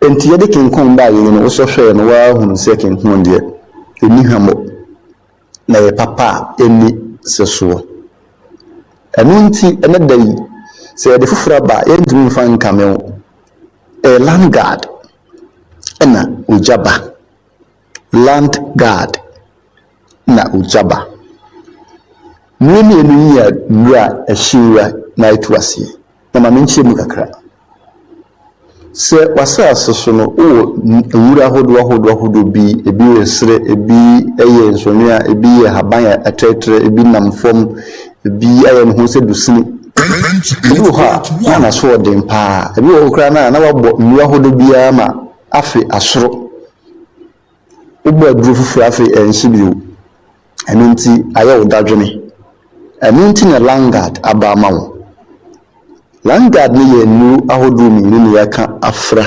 yɛde ayɛ nti sɛdeɛ wonim kenkɔn sɛ ɛsi ɛhye no afa kenkɔn kakra na yɛfa ade foforɔ ɛfɛ no 24D anaasɛ na ebinom fɛ no akoakoa no na yɛde abɔ mu na yɛde ayɛ saa aduro yi nti no nwura no so ɔden sɛ dɛn koraa no a wobɔ a ɛkwan bia so ɛbɛkum no nti sɛ wowɔ nwura bi na so ɔden wɔ afom hɔ a na wobɔ aduro bi na ɛntumi nhyɛ deɛ a ɛne langard na mekamfo deɛ ma wo na afei ogyaba no nso ayɛ ne ho te sɛ deɛ mofrɛ no gramazone ɛyɛ green ɛyɛ thick kama te sɛ gramazone no na no deɛ wobɔ a ɛnyɛ mpɔfirim hɔ na ɛbɛhyɛ sɛ ne ɛyɛ gramazone no ɛyɛ no wobɔ a ɛbɛdi bɛɛ nansa ɛkɔ nansa na ahyɛaseɛ sɛ ɛhye na asɛm dɛ ne sɛ ɛhye nso a ɛkyɛ paa nsa na asan afu nti no wobɔ a na kyɛ sɛ ɛbɛboa ma watumi asɛ wo sika nti wodua no ban no ɛbɛnya kwan afifiri adu mpɛmpɛnsoɔ bi ansa akora na nwura bɛba asase no so bi wɔ aba afei yɛnhwɛ dodoɔ a bɛtwa ɛbra ɔyisu saa nnuro mmienu sɛ langard ɛna wobɛyi so deɛ a wotwa ne ti no mmienu ne ti no akyi toa ne ti no mmienu na wode ama knapsack anaa afidie kafokafo no wobɛn sɛ wode nsuo bɛdi kan agu mu na wɔatwa ne ti no mmienu agu mu na nwura bia wospro a ɛbɛtumi ahye no ato aseɛ sɛ wogya ba a wobɛtwa ne ti no mmienu ne fa ɛrekɔ wogya ba a twa ne ti no mmienu ne fa ɛrekɔ sɛ no nso sɛ nnuro yi agrochemical shop atwa ho ahyia biara kɔ a wobɛnya bi langard ɔsɛ no wahala langard no wahala ogyaba say one touch born agro limited they wouldn't say the mercury ɛyɛ mmerɛ hwɛdro bi akyira kwan na to na wo yusu a wa obedi ho adanse na mehyira wo sɛ wotie sɛ ɛwɔ asɛm bisa bi anampo openkyeremu bio ɛka we ho a frɛ yɛ wɔ 0246 519012 0246 519012 ɛda ase bebree yo we born agro limited among komo and you say yakofa e dia brew de na yamfa fisem no na messages na ba no yenyi bi enfro na no na yantoa so was it today we all know the reason CR7 can win Saudi Pro League. Man City is a witness. Okay, watching the show live from Green Gate Hotel from Kinshadi. The message awade abandon was say I am Mr. Ni watching you live from Brukum Contractor. Was a thank you Kofi Tago and his hot the highly valuable panel members. Akwaaba Sports is the most listened sports in the region. Currently, was a greeting to my mom, Akwaaba Jabia at Kwame Ningo. Okay, yadasi pass out the message in Eddie Abba and Anapi. What's a good morning, Black Coffee? Was what you live from Coffee and Sukro. In fact, you guys are doing the great job. Yadasi Papa Panas. A greeting to all Barcelona fans. We Barcelona fans can't wait to see Nico Williams in Camp Nou. Yeah, that's away from Yeboah Daniel Messenger. Also Eddie Abba. What say a friend of Marcelo Vieira? What say I can see Ahela versus Madrid in the final. Okay, you. Yeah, that's him. What say hello, good morning. What you love from Tetima? Update on Chelsea. Keep up the good work. Yeah, that's Osman. Yeah, the Messenger. Also Eddie Abba. What you love from Tripoli? From Frank Chreme. Honestly, the Messenger. What Abba. What say hi, Tago? It's me, Batman. What say I'm watching you live. What's Akwaaba Radio? Akwaaba Sports. You are the best. Okay, yeah, that's the person with the message. You know. Eddie Abba was a hello, good morning, Akwaaba Sports. Was a greeting to my main man, Hussein Adams. Was it today? Madrid is eliminating Juventus. Okay, greeting to all Madrid fans. Hala Madrid was a friend Daniel Treme. Honestly, the message or the Abba Samson Kwame Brace Chelsea can win the FIFA Club World. Okay, you yeah, that's a passer. Chelsea beat me at the Club World Cup. No, was say I am Gideon. Watching live from London. Was a good way, guys. Okay, greeting to McLeary Arts. Kutre and Diewu driver from Trey Gideon. Honestly, the message or the Abba and an opinion. Was see if you said Saudi Pro League can compete in our EPL, then we can say that MLS also can compete in the Portuguese league because Inter Miami score Porto. Yeah, that's a friend Katri Nana Asari. Henry the messenger honestly Abba Nana opinion. It's me Eddie every other man. Yeah, was it good morning. Watching the show live from Bokrum. Was a house who beat Kotoko on Sunday. Hashtag vote for you see fast incoming NCC chairman. We a McCarthy phobia. The messenger also Eddie Abba and an opinion. The messages in it doesn't. But yeah, na young fancy na young coffee fish amene emra yeba. They are coming on yeba from Adamon and Sana Bokosunum. It's me a coffee. Now a fish ameno. Yabesha see Eddie Free Accra House focus. Yeah, and a coach must see you did the money. I'm a pan on Tuma. Yen say 2 years and a coach him. Otimi Asandia Mahasa, Baby Juma Ediamomo. Now, Mopa coaching to our Samaka to jam a brand new Pedifotimi Pan to man away and then Samagoda. Coach must see you did the money. Head coach in my phobia or the Etuja. I'm very honored and delighted I want to say that I'm honored also serve in the rings of Accra House of Folk. I try to understudy the vision of the board, which is the direction of the club, and trying to institute a clear direction with consistency and sustainability, and we'll try as much as possible to put in place a more progressive development approach. And so we acknowledge what had been instituted over these years. It is for us to keep the consistency and keep improving structures, more importantly very comprehensive technical programs that will improve individuals and also the team. I must say that to help do this you need to build a comprehensive technical staff. And just behind me I have a work in progress technical of Ghazali Abdullahi, Najawi Isa, Peter Edubuafo, Henry Mante, and a whole more to come in, because we're speaking about Accra House of Folk. We have the female side, we have the academy. And so if our aim is to institute a vertical integration of the youth into the mainstream, then it means we need a clear direction, and then we need a consistent and a more sustainable approach across all the divides of what we try to do. You we and then some coach Masi did the man whether to ya and what he was what I said Modu Edma board no say or Motimia Mujidi no on be fine now that is a board HSA on for club in Remuno or the side crowd. To the board, we are very honored. They gave me the opportunity to pick who I really love to work with, and so I bring along people that I believe and trust that we will be able to institute, and that is why I keep using we. I cannot do the work alone. I need people to join the vehicle so that we can move across House of Folk to the next phase of its development. House has a very huge tradition, and we need to build a clear culture within this tradition, and then we need to consolidate a clear philosophy and a clear style of play, so that when we appear, everybody can tell that this is House of Folk. When our youth teams are playing, everybody will appreciate that they try to replicate what the first team is doing. You and what he and now on Ankasa the entire boys, you know, no more training and a face so your person has they could do no, and so coach must do the money at the Munchemaka at the MI. The direction we are bringing is a deliberate approach. It's an approach with consistency, and it's an approach that needs for patience. HSA is for comprehensive. It is a direction of culture. It is a direction of play philosophy, a direction of style of play.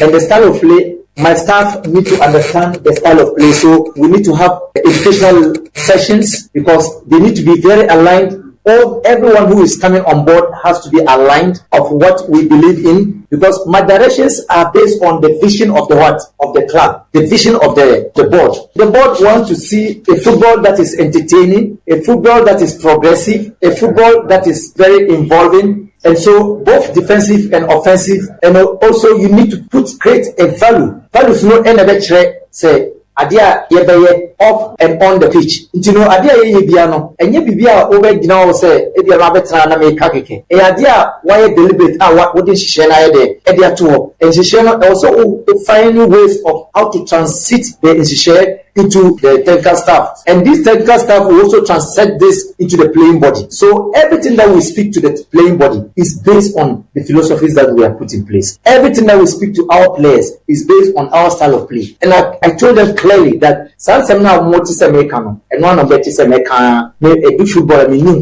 common idea interpret weak no team no and one some ibedia. And so far what we have seen in this 3 days clearly shows that we are very much aligned. If my direction is not aligned with what they had, you know what I asked the board when they met me? I asked them what do they want from me, and they told me they want me to give a direction, they want me to instill this, they want me to do this, and I realized that it aligns with what I see about football in Accra and football for Ghana. To our fans, because we want to get our fans back to the pitch. We want them to come. They are coming with a new brand, and this new brand, we cannot own it alone. They are the owners of the club. We come to serve. Other times we leave, but the fans have nowhere to go. And so I believe that the good football the board is speaking about, the discipline the board is speaking about, the passion and then the anxiety of purpose that the board is speaking about, it is all about refining something that has already been instituted. Then we will try to translate this onto the pitch. And I believe that when we continue to do this consistently and we're able to sustain this over the years, we'll bring Accra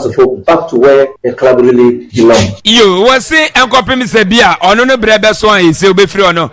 Na baby has a folk no mudano na has a sabesini that them we and then some coach no e dey betuja don some anana pay ya dey be e man na ebusan say na Sunday when kotoko e dey kwapem so and also kotoko ne has no enye one match penny so mo bone wiase be say enti omo nim dada so me jam mebri but we focus nya say Bohas team no e betime gina na so na results no be so atwe fans no e ba stadium na fans no nya do e dey ma club no. I think we have been working not just because of the Sunday game. We've been working just because of our team building processes. This is just one of the many events that will come. I'm not sure this is the last time House of Folk will be meeting Kotoko. There will be several of these going forward. There will be 2 league games here and there. There will be likely an FA Cup meeting wherever, or there could be, as we have always been seeing, people try to arrange matches because they are the biggest club. You never will underestimate matches involving Kotoko and Accra House of Folk. And I believe that every coach who sits in understands what they see. Every player who is given the opportunity to be in understands what the stakes are. So in the stakes of this, you don't normally in El Clasicos, much is not said about it. All that we expect is that fans should shock to the stadiums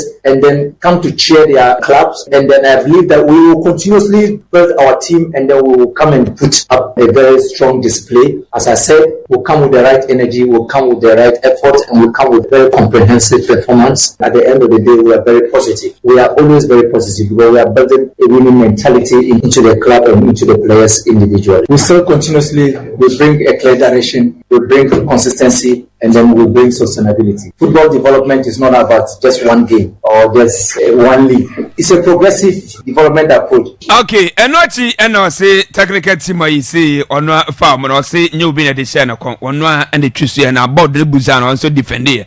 At the Corinthians is say Okafa Gazal na face one mama canon. I have my own technical.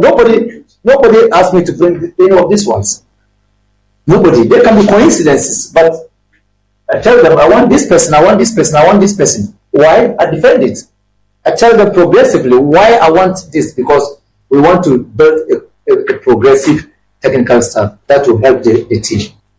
You, we and then some coach, my city do the money. What they are to Jana House, so the airban say, Abdusalam $30,000 no omanye 2 years kana e dia maomo on abrante friend Salim Adams I say tabo e da house so de e tell say ometua $30,000 no etimi e dia maomo na no Asante regional minister woni Kumase Mayor Ekuja Kumase Asante Kroko boys no e wada kwaja ati ne nyina aya hobo omoye ahead of President Cup Sunday etodwa wa class sports 4 p.m. na no ana Kinzuba wono aye Kumase Mayor obukoduru wono wona die ne nkomo a wode ema ini nti na wie mu yo ha jumedi a regional minister o mambeja na mba bedi na no so no aba bedi sanse kwesi da ebe matcha eda yenim no nka fola to beta mai aka geta aka regional minister so obese aka me yo so obese regional minister so no so obese so obese dia no so ba behwe the team na ho bobo a na mu hu ya regional minister ba behwe si dia place no nti na ye o se ye edeboa na motivation no ko form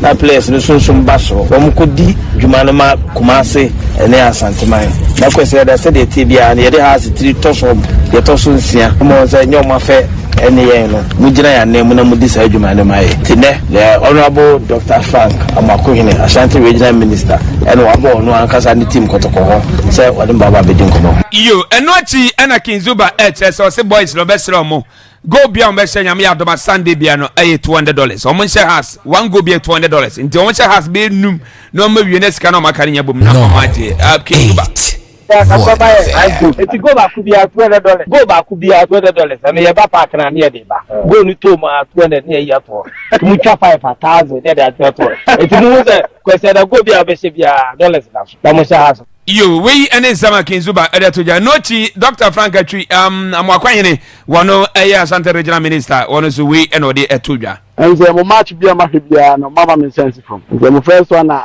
yeso in medical behwe na medical share first go number 3 na mo sa share no 2-1 we call MTN cup no so MTN no so the cup no be share e ma no so duda enum kakra fine ye dimudinti ya nze ina bi ko ensa ko kanto kwa na ye bia be share no nyam na ko poncha de so no so we need man say do president's cup na minia Geta Accra regional minister nkana na wo to say na Dr. Dawe na moba am so ye ba ye kuma fi ma da fi ye e ba nti atumye ma wunkum kura sa na bibia ba tintin mienu ni na ye de ko Accra na e bia ka kobo match nti ye wo ho mam on that day ne be bo am we supporters mobilization any bibia mbe hia bia bu be yedu a bu betimi ahye animonyam e wo ho ye dimudi enimse mo be yo e bia maye e say ye ka kotokwa Asante akoma otufo ogedutu na etim bi e say ahodi bia wo se dita machi e ma mo hye animonyam na me ya adoma da kwase da no e say ye make sure say ahodi no aye available to the team nti e be encourage mo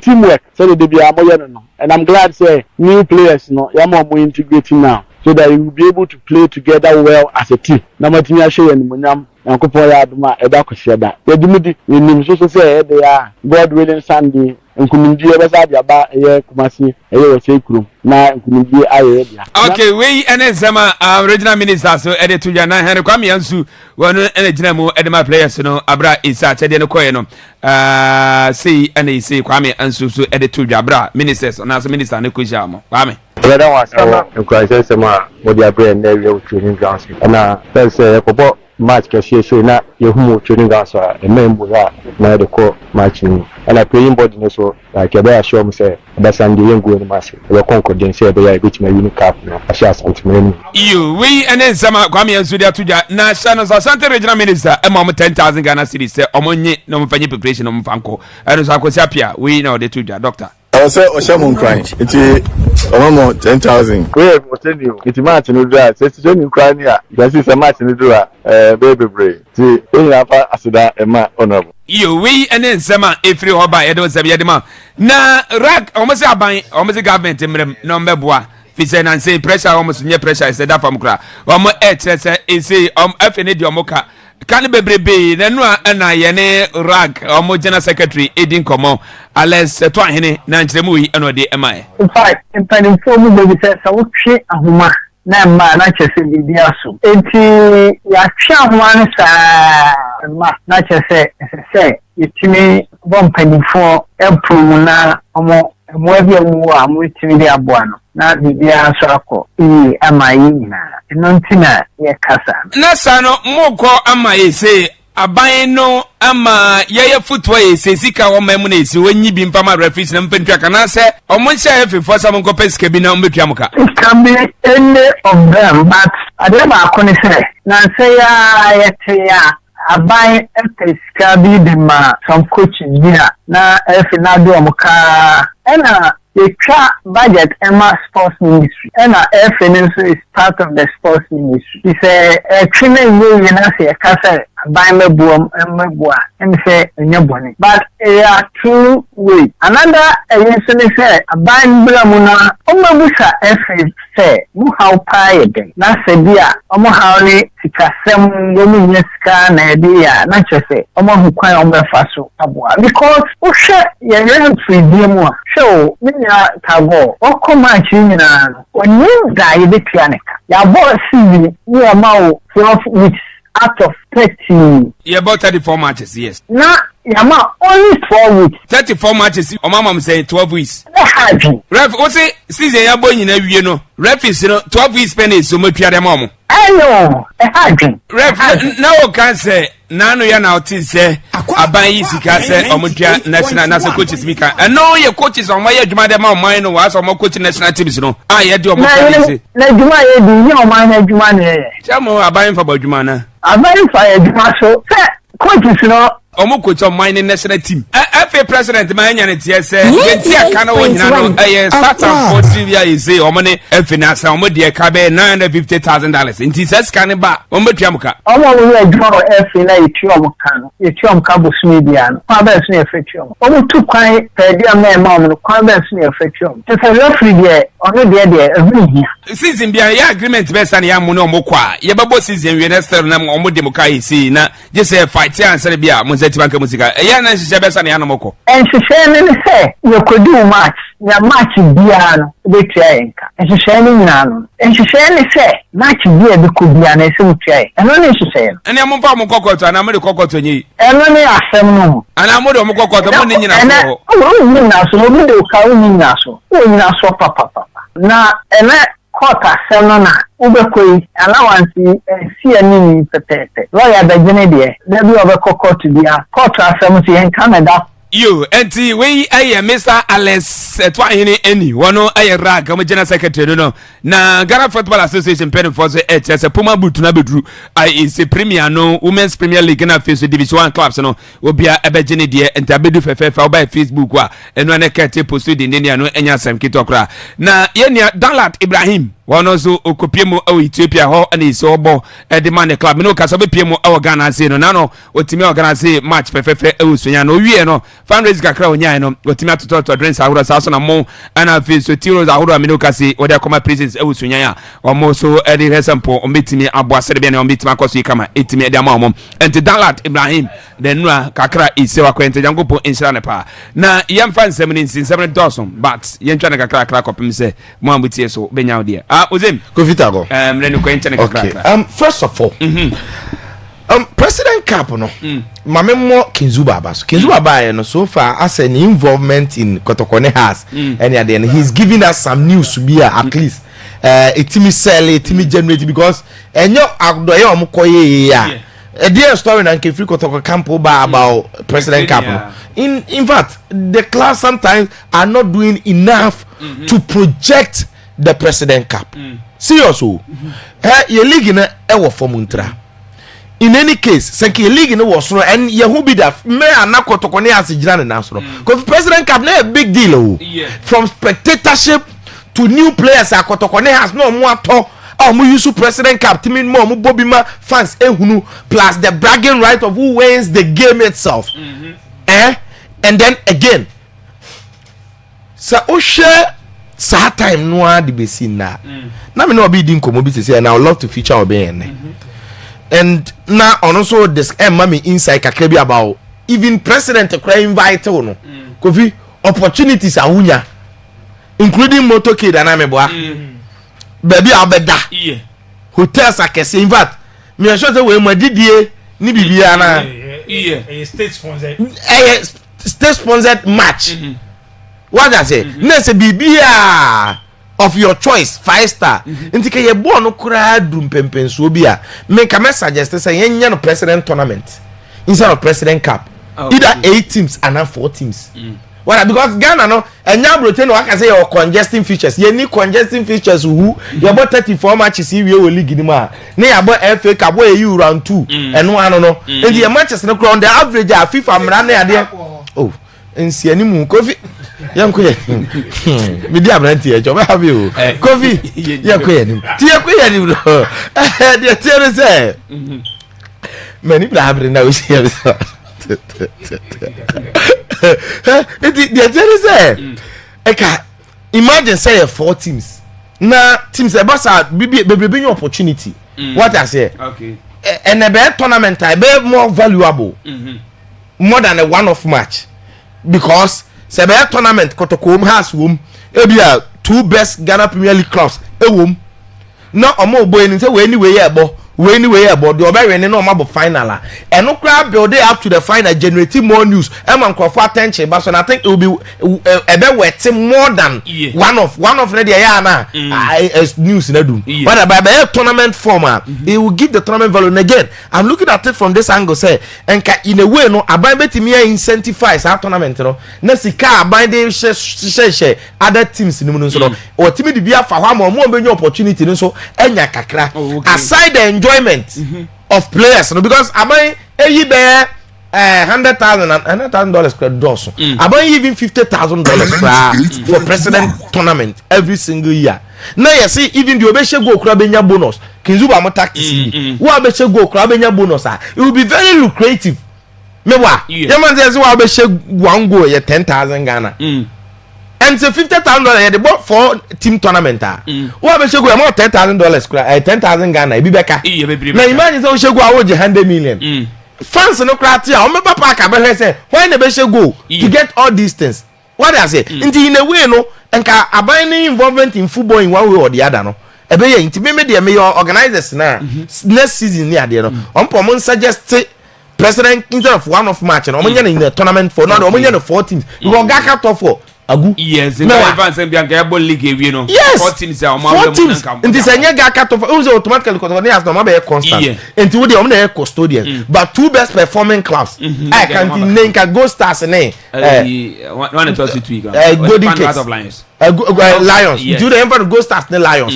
near do omo be shim no omo mi omo abo ha se bo ba akokotoko bo ba ako 2 teams e be she no omo ko share final what does it I think it will be more valuable but in any case no at least kinzu wase wa be shego bia saying $200 no so omo share house saying be num nti go back be $200 nti didi drama ni wote yes sir now Kofi didi drama ni about heart to folk na first of all my biggest question was not answered so we need question for target ben no the amount because with that target it cannot be measured and for now there is no clear target oba be ye adwuma no wa kan you ma bebre ba with time until I will say this one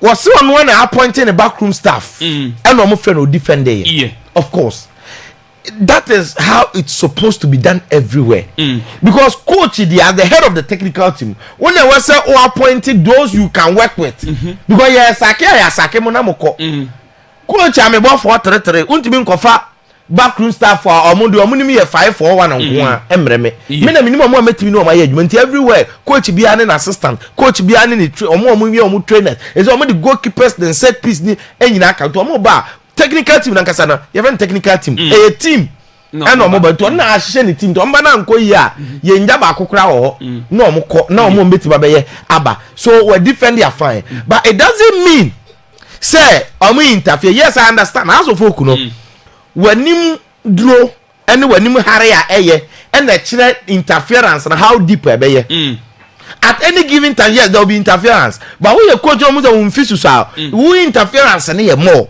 and again as I is subject to resource so resource they start to say ekoyi a omo time coach free hands but so resource they start to say ye bibia wo ho a Kofi interference ne be ye more and at this juncture no I to say transfers you omo be yes so the work can coach in the list come but upon management so be on list yes sir has of that has been the practice upon me say omo be that fans and both the fans need to coach you don't know be to be omo management or on a list okay that they make me person me who say in since move for no what is their fate this final decision nyina beba on someone wins in semu for no omo anka coach Watara sign omo no a omo kodu nkran a almost done bibia ya agree personal terms aka so omo betuetua sika no me pese mo omo ka coach ne list no wo coach ne so on the list enti they say the list ne semu for no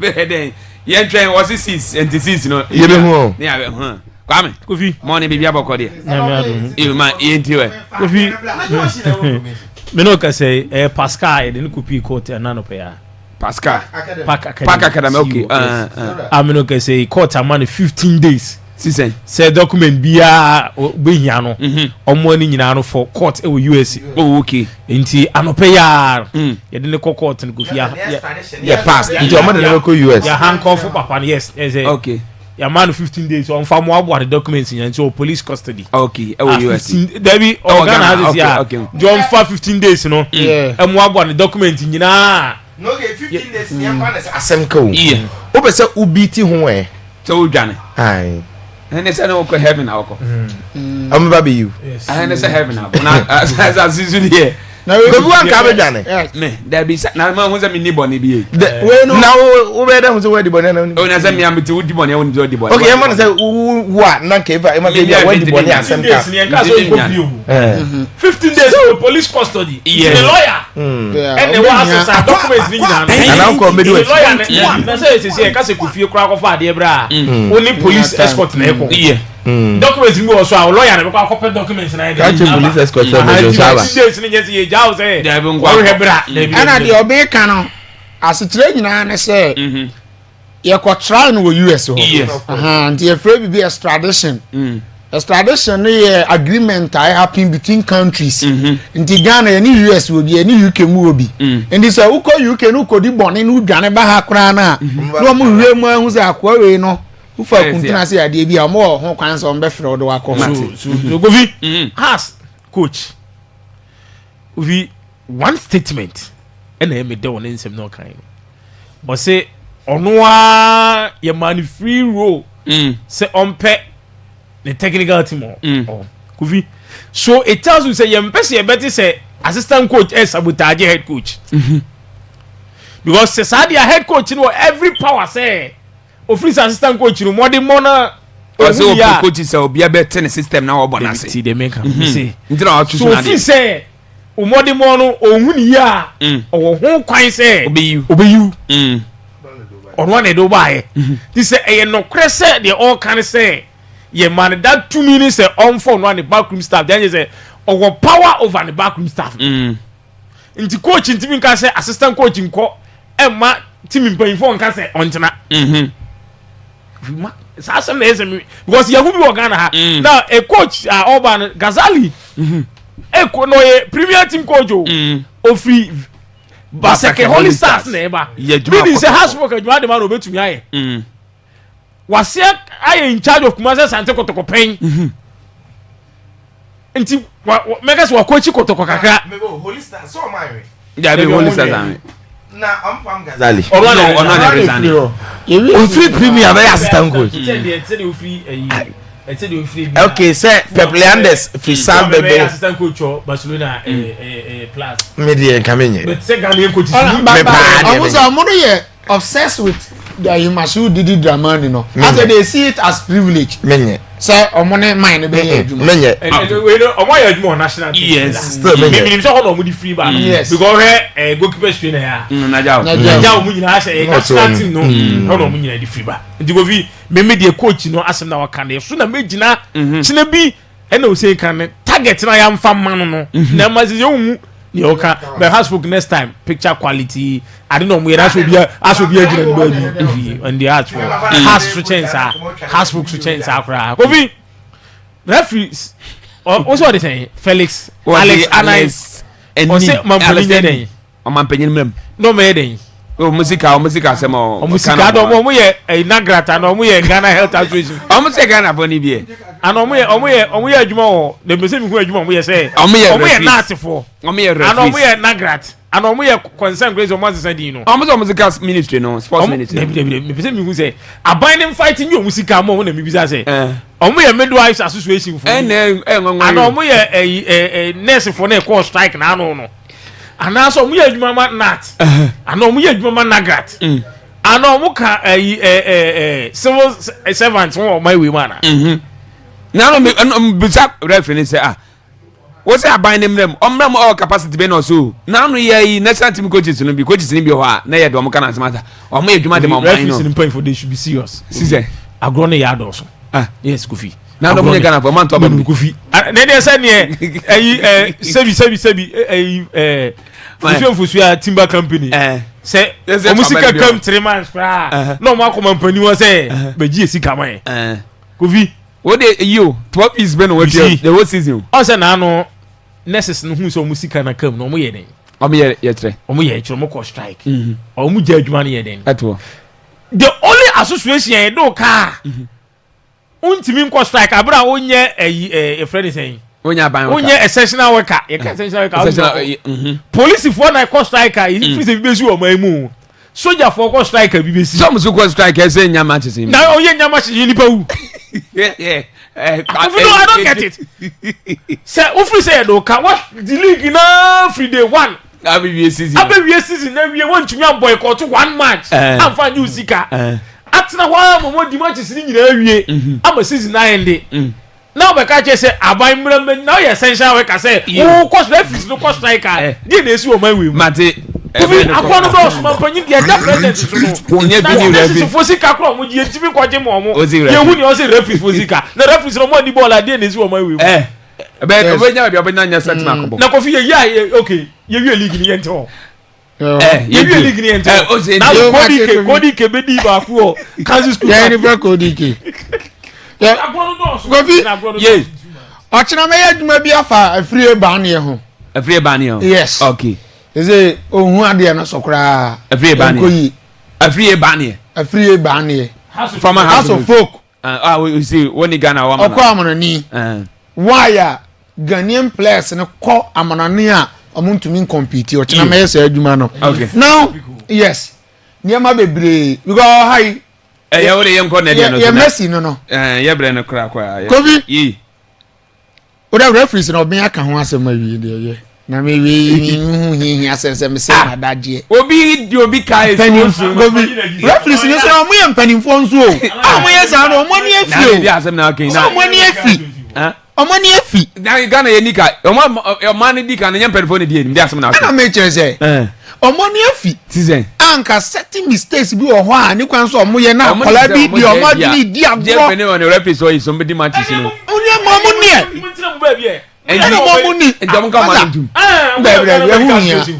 right channel say omude omasem ko dan omo no aban nimbi aban nimbi mo ye duma tan we mu gu Ghana football be we say aban emetriesika efi ese aban na farm oduma mu sometimes your mind will be to me better than bia pai mutu say wo krawo yire no massa okoye aduma to quite the risk involved in traveling. Now what you aduma over several weeks. Almost so much to up the akana muntia. Say 20 weeks. Say ben pass aka 22. Aka 22 weeks. Now Kofi 22 ni nyese bi obu hold 10, obu hold 6, obu hold ebia. O de weeks good. Sanity. And Kofi, ye. Ma wa kraw yire no ma se wo koye adwuma. Risk obi ho watermelon obi ho akra obi firi aba brekum obi o firi tamere obi kodoma obi ko bibi ani. Now during the day you don't see the need why any kwan say if de oka na obi tra wa broka guso abedu e na wa asem na me referee pani ba ko di nkomo obi si afewe de moa ene say by referee manager say bibi kasafa ni mu say you best start this season next aka na yakra ni nyina firo. Ani o ma bibi na mfa sika no mmra na. No say bibi kasafa ni mu e. Enti. Na bi o ma mpanya so. Ani o ma bibi rag no mpani for ni say o mo contact o ma mpanyire so mmrem. By o referee manager do say bibi kasafa ni mu. Ani ma ne nkasa na mpanyire bi sa mmra ni bi. Ka go fi FA no ene mpa bo mum mpa efe we no go fi ye mafia work no do so yeah exclusive na me ye hu adwuma ye bre go men go back course no ga go fi ye house of folk I understand why I am my coach we target bia no house team we ye mfa target bia nto so house team we team Gili so mutimi Gili gine dia fine fair enough almost say but say house what that and almost say modi house back and I make sure say so person modi house back dia the never no mo ye ni nkyere so person modi house back nyama be sa no mo ye Kofi me there I disagree with the sacking of Coach Ouattara any first point because I understand but for the sake of continuity obi a we relegation threaten for 3 seasons in a row no obi do have the fourth also wa pam no mate because you think say the all ban ya dey send the all no enti ene e ba be coach Didi Dramani the no so be the ebeba now coach Didi Dramani nan kasa pay me checks ama Matia say wanje target rentum o ka kire mpanimfo no say house of folk project the juma wo ho pa anti o ka kire so on pressure okay they should give him ample time on fancy team na emo no so be challenge for league trophy next season next 2 seasons AD enemy ni years na sound say was 2 years 2 years into the second year no be challenge for league okay but the first season ne there o ka kire mpani o ma mote ase say o person build the team now for the following season o be challenge for a league now go be sika akom sa technical team we o mo constitute sa current technical team we no and ya sanketo a we are talking about technical team assistants crown no mo head coaches at the other teams you get the point and this work of an so mayor assistant coach and farmer a big like house of folk bringing experienced manager to lead them clearly expectations be able to deliver so in as much as I am on target no as I say we be who prove a point you more positive results we my house of folk fans and who say look this is the man and they will vindicate and I said they will verify the decision why Omosaki coach Efeno Ouattara because there house of folk pressure beba Mate Mirada Sepa Kakrebina and what you page Misro and then find channel to Jenny and Queen Street 0242020208 0242020208 0207573003 what Chamia now Akwaba Street Yam find channel to good morning. Good morning. Yes sir. Yes sir. Mr. Stephanie Sekwahuna. Yes you. Where are you the HB course papa it is in Real Madrid camps. And I'm back Ghana so as of folk. The trace more can say I could hear a canoe.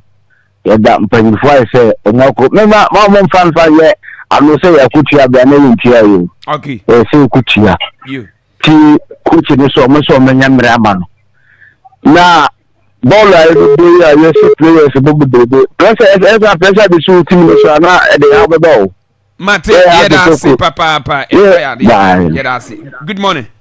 Morning. Yes sir when I enjoy Ike na sana wacha tago ana pray mabaki mafanya mi onshiramo na afena Ghana for obi abu say ya fisi ko ja park so amudi bottle kan no if you before now on able. Okay, Ike line I got. Hello, good morning. Yes, I'm Wendy. Good morning. Yes, George, morning. Everyone say Abankoji music among no. Muni said the FNE no. And now America no. Other than cover 5 matches no. Among call demonstration. So man kwa some match ni yenti mo. Nti mo mu bi na ho ye. Kama mo ba mo ji so dey no dey. Omo da na wan ga Abankoji mo. Ana ha go for no mu serious. Because we serious over I coach ya. Eso man task. No we dey no. Ntimi anya what be fa me dey man task so ko to for no ko divi. Be ka say wa ya dey na wa nya dey. You Mate, yedasi George, yedasi pa. Hello, Sinabasco. Hello, good morning. Yes, I hear you. Good morning. Good morning. Happy birthday to you. Me da send more. Kobi, koto kofo, omo say go bia, omo be ma be me. $200. Oh, be ka ba ntum, na be dire be fun. Na nya dia bebe nya go. Yeah. As you said 1-0 pay. Na dia popo bani su amabe. Ubi unya mi adwuma. Yeah, see, I can kasa na line kate. Ko bi na America no. Ye ngina enko ye ni nyina ye fa so boro emo give ye mpan fo no. Esa se ubi akoye adwuma 34 weeks. Na wa pay no go fix pay. Enti ja kana na on fa dia na nya sa ati enti ni we mo mpanko. Ubi adwuma opi yo esa fa na. You. Yeah, that's it. Ike. Last call, Subantana Bibia Boko, dear. Oh, what I just been doing for now. Boko, my Intia Subante. Nothing that year. Oh, may I say, born here, Tiazi Lucia, Jatum. Oh, Johnny Jackson, Granny. I got the mother. Why would I go you are free? I'm going to go my bag. Yes, sir. Ma, as for one, yẹn nyinaa nka yẹ gya ɔno kɔtɔkɔ de yɛ ntumi nka bi kɛse ahun sɛ saa mi na ma sɛ ɔba bi du team foforɔ na bɛdɛ next year bɛdɛ bɛ di ɛyɛ na sɛ afi wei deɛ ɔbɛ yɛ team team 1911 sɛ na ɔbɛ yɛ team.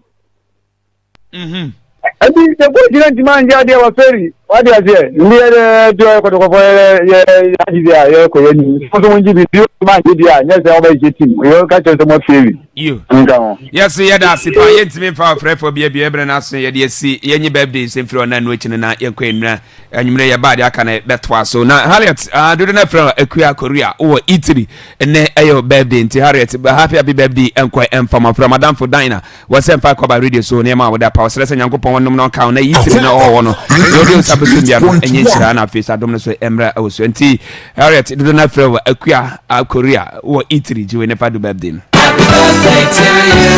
Happy birthday to you. Happy birthday dear. Happy birthday to you. You enti yantwa so wesu efri ne mame adepa adepa ne ba Kevin Inshira ene Kevin Inshira birthday na happy birthday from Ofa Hayford also yedwa Akwaaba radio say yemfa fidie so na yema wa woda pa osresa nyankopon nom no nka one de siwa ni so bia no school awukui wo mi wadwirem na de o match bia no enka utrim enti Kevin Inshira o mame adepa ana face so Ofa Hayford say jiwe ne fa do birthday no. Happy birthday to you. Happy birthday to you. Happy birthday dear. Happy birthday to you. You now way from Madam Evelyn or US of A. What's a happy birthday and from Daniel Fojo, we a student, our St. Abru's teacher training, our Doma Akwemu, and your birthday. And Madam Evelyn US is a Akwaaba radio, so na yama happy birthday. Madam Evelyn, you'll be Akwaaba radio in Vindia Gokra, or US no, and Mobiano boy, and Tine. Happy birthday to you. Happy birthday to you. Happy birthday dear. Happy birthday to you. You way from Fridge Dr. Donto, one and a wife, or more about ma Emmanuel Donko, Oko School, our cap, or any say war, and then a birthday. And Emmanuel Donko from Omame and a face, papa, Fridge Dr. Donto say, or most rain and go point Shirano, and a dear amount say, one not cow, the Dava Comas be a one and come and from school who create over Chibiana and Co. Timothy, Emmanuel Donko from Opapa, Fridge Dr. Donto, and Omame, never sending us say, Jewy never do birthday. Happy birthday to you. Happy birthday to you. Happy birthday dear. Happy birthday to you. Okay, and the Kwame, Kofi, yeah, we a pillar of Judah ministry, Brekun branch. Kofi, nyame ya adoma na otwe asafuno yenya 7 years. Okay, enti yebe 7 years anniversary na and dedication of pillar of Judah auditorium. Na say ya sore no. Inya 7 years ni Kofi bia sore kese no ano na okobi de Kofi mu hu asore den Prophet Prince Ofori and engineer overseer Kofi program na otwe ya dey Apostle Dr. Jackson and cancer able program ni bi nti 1 week program a ya sha ase a nyame ya adom da kwasi da and yeah dedication of asore no auditorium no dia she nyame animu nti nyame ya adom Kofi da kwasi da invite obi bia say omrana na otwe nso no program kese no eguze ma say me maka cho say me disofu bia chi na mi na mahu ayi den afri ni mu nti nyame ya adom Pillar of Judah ministry ya sore no ye bia no nyame ya adom da kwasi da. Okay, and the Kwame be na tren kare dey si yako nyame adoma na nwumire beja na dia kan bia bomade etimi eda toa so wote bonanka wote Hussein kam etatika man ocean wote nka sawa kwa me oben wote nka Richmond Hayford omo the producer me din ede Kofi Tago Happiness Akwaaba yiku ene anopi Jovia ede etoa so Shannon so dumienu ba Akwaaba yi wasom kase bone eba wakom de nini ano enya sabe ketokro yencho bibia director kojo for boss good morning anopi oni abusuan ni nyina echacha mu nyina ene anopi Happiness Akwaaba ayiku